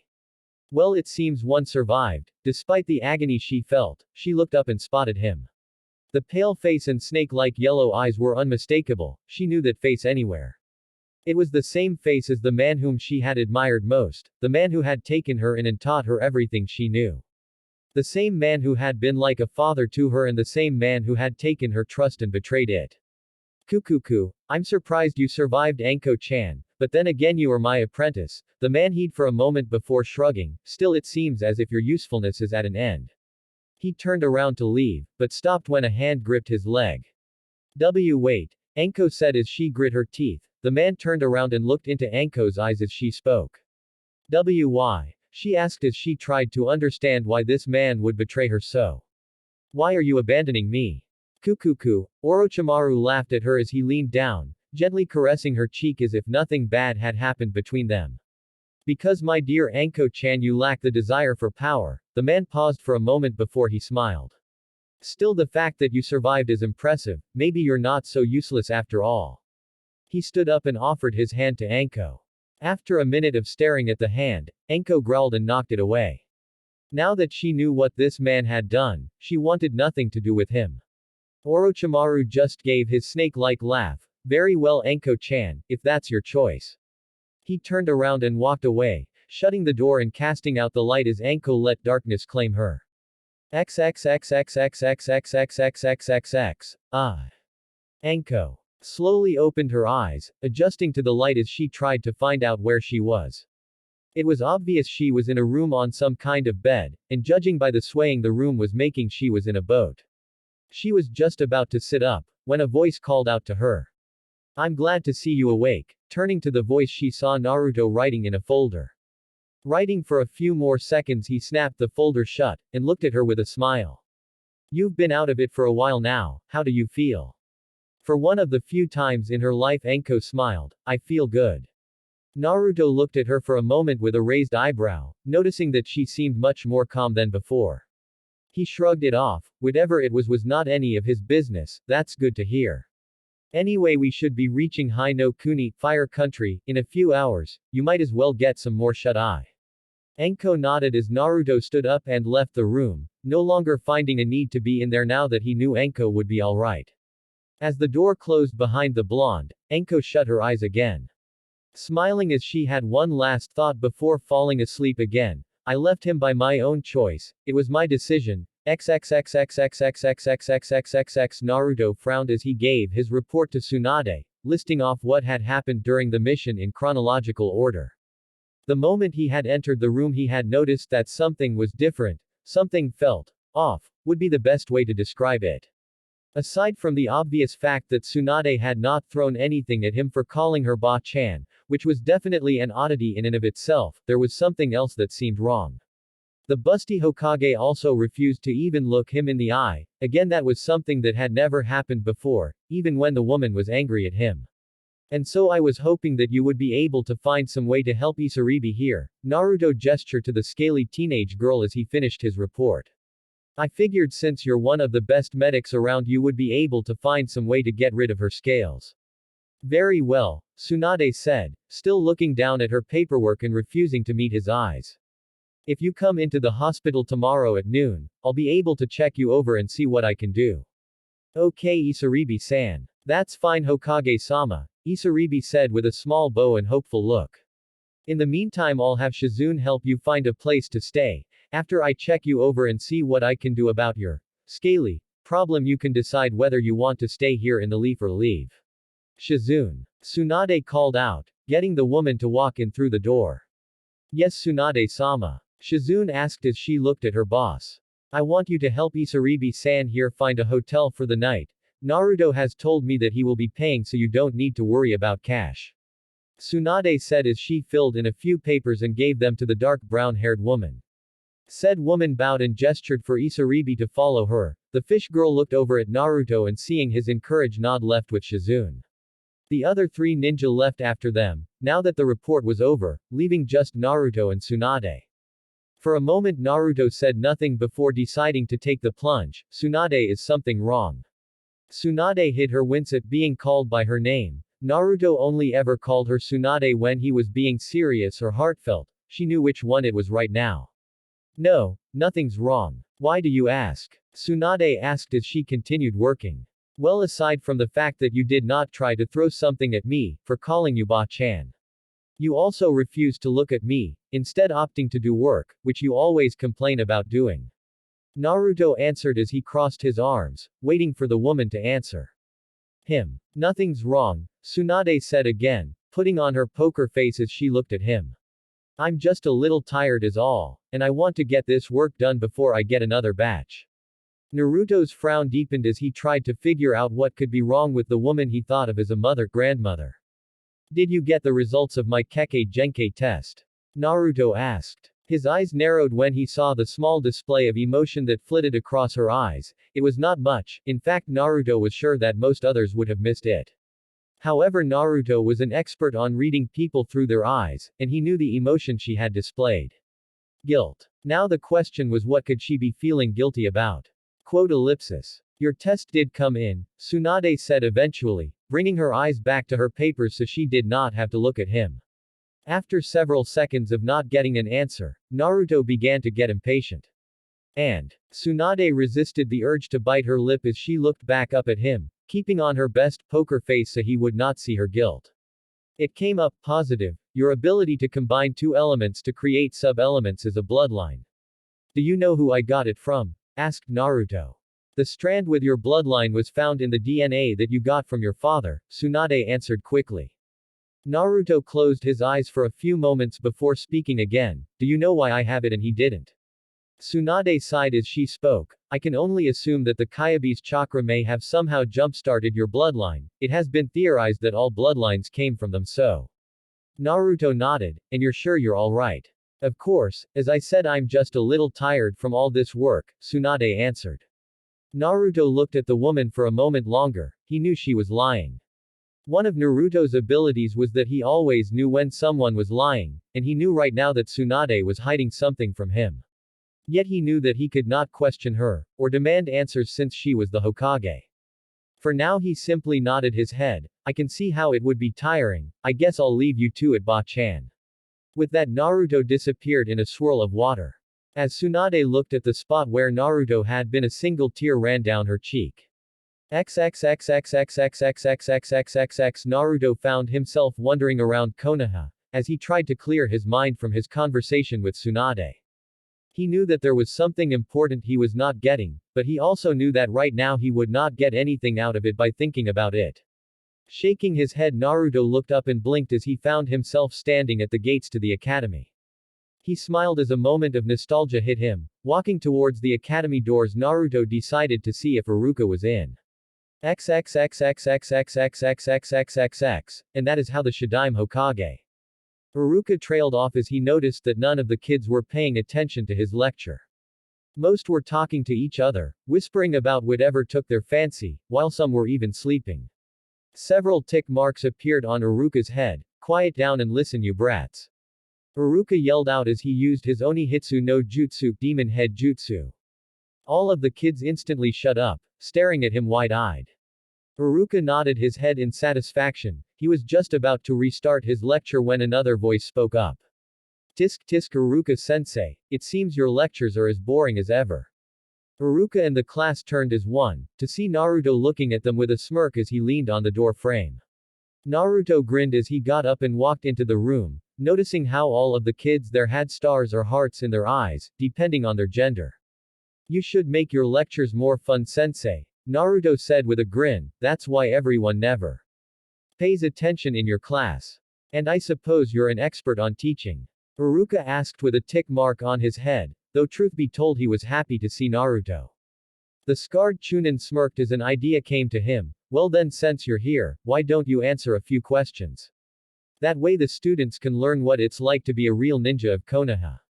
Naruto tapped his chin in thought before grinning. Alright then, that sounds cool. Almost as soon as he said that, several hands shot into the air, with almost every child shouting for his attention. Iruka tried to calm the class down, and get them to ask their questions one at a time to no avail. He was just about to use his jutsu again, when Naruto decided to quiet the kids himself. Quiet. Naruto had not even raised his voice when the words were spoken, yet every child there had heard it as clear as day. The tone of voice and presence that single word projected, was so commanding that none of them could help but obey him. Iruka stared at the quiet kids and Naruto in shock. He had never been able to get them to be this quiet so fast. Naruto grinned. Alright, if you have a question simply raise your hand, I'll call on you to ask. Every hand was raised into the air. Naruto looked at the kids before eventually picking a young boy in the front row. Said boy put his hand down as he asked his question. Was it true what you said about your dad sealing the kyuubi inside of you? Iruka stiffened at the question and was about to lash out at him, however Naruto merely raised a hand to stop the scarred Chunin. He gave the young boy a small smile. Yes, it is true, because kyuubi cannot be killed due to the fact that it's simply a mass of chakra with a conscious. My father did the only thing that can defeat such a creature. He sealed inside of me, his own son who had just been born only a few hours before. This time Naruto chose a girl in the back row, but why did he seal it inside of you? She asked. Naruto ran a hand through his hair as he spoke. To be honest, I don't know. I am unsure if he just chose me because I was the only child available, or if there was some other purpose. But if you were the leader of your village, could you really ask someone else to sacrifice their own child in such a way? A Hokage's job is to protect the village, even if it means sacrificing yourself and the things you hold dear to protect it. He looked at chose another boy, this one sitting over by the window. Does it bother you that he chose you?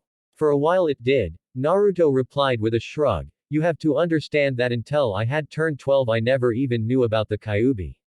It was only when a traitor had tricked me that I found out. He had told me about the kyuubi being inside of me and how Allah prevented anyone but me from speaking about it. In fact, if not for Iruka sensei here, that man would have killed me. Several of the kids looked over at Iruka as Naruto spoke. For a while after that I did blame my father. How could I not? I had no clue why he had chosen me. In fact, I did not even know he was my dad until a year and a half later. But it doesn't affect me anymore. I know that if there was another way he would have done it. To be honest, I'm glad he chose me, since it means no one else has to suffer like I did.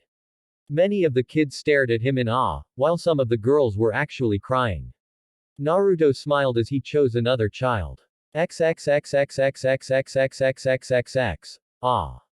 Naruto said sighed as he finished gulping down the broth from his Ichiraku ramen. Now that hits the spot, sensei? Naruto asked as he turned to Iruka.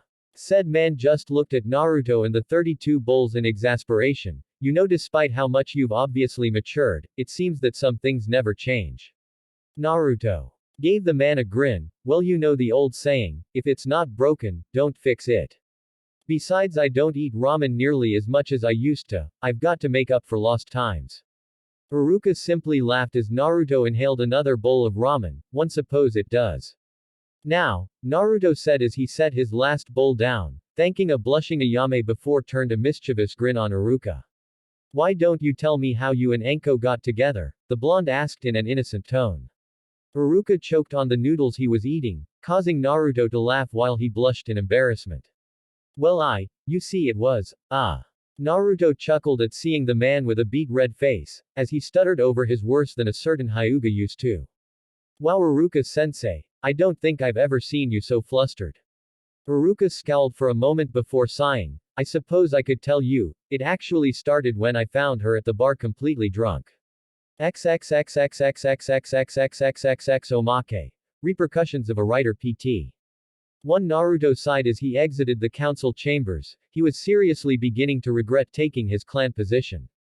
Having to sit through these meetings were so boring. Seriously, why did he and the other shinobi have to put up with listening to whiny, bitching council members who don't know their head from their ass? The blonde sighed as he made his way home. If this kept up, he might just go missing ninjas, since at least they had freedom. The blonde shinobi paused in his walk as he heard an odd rumbling sound. Turning around, Naruto paled at the sight before him. Running towards him was what Naruto could only consider to be a horde, but not just any horde. No, this was a horde of rabid, raving fangirls.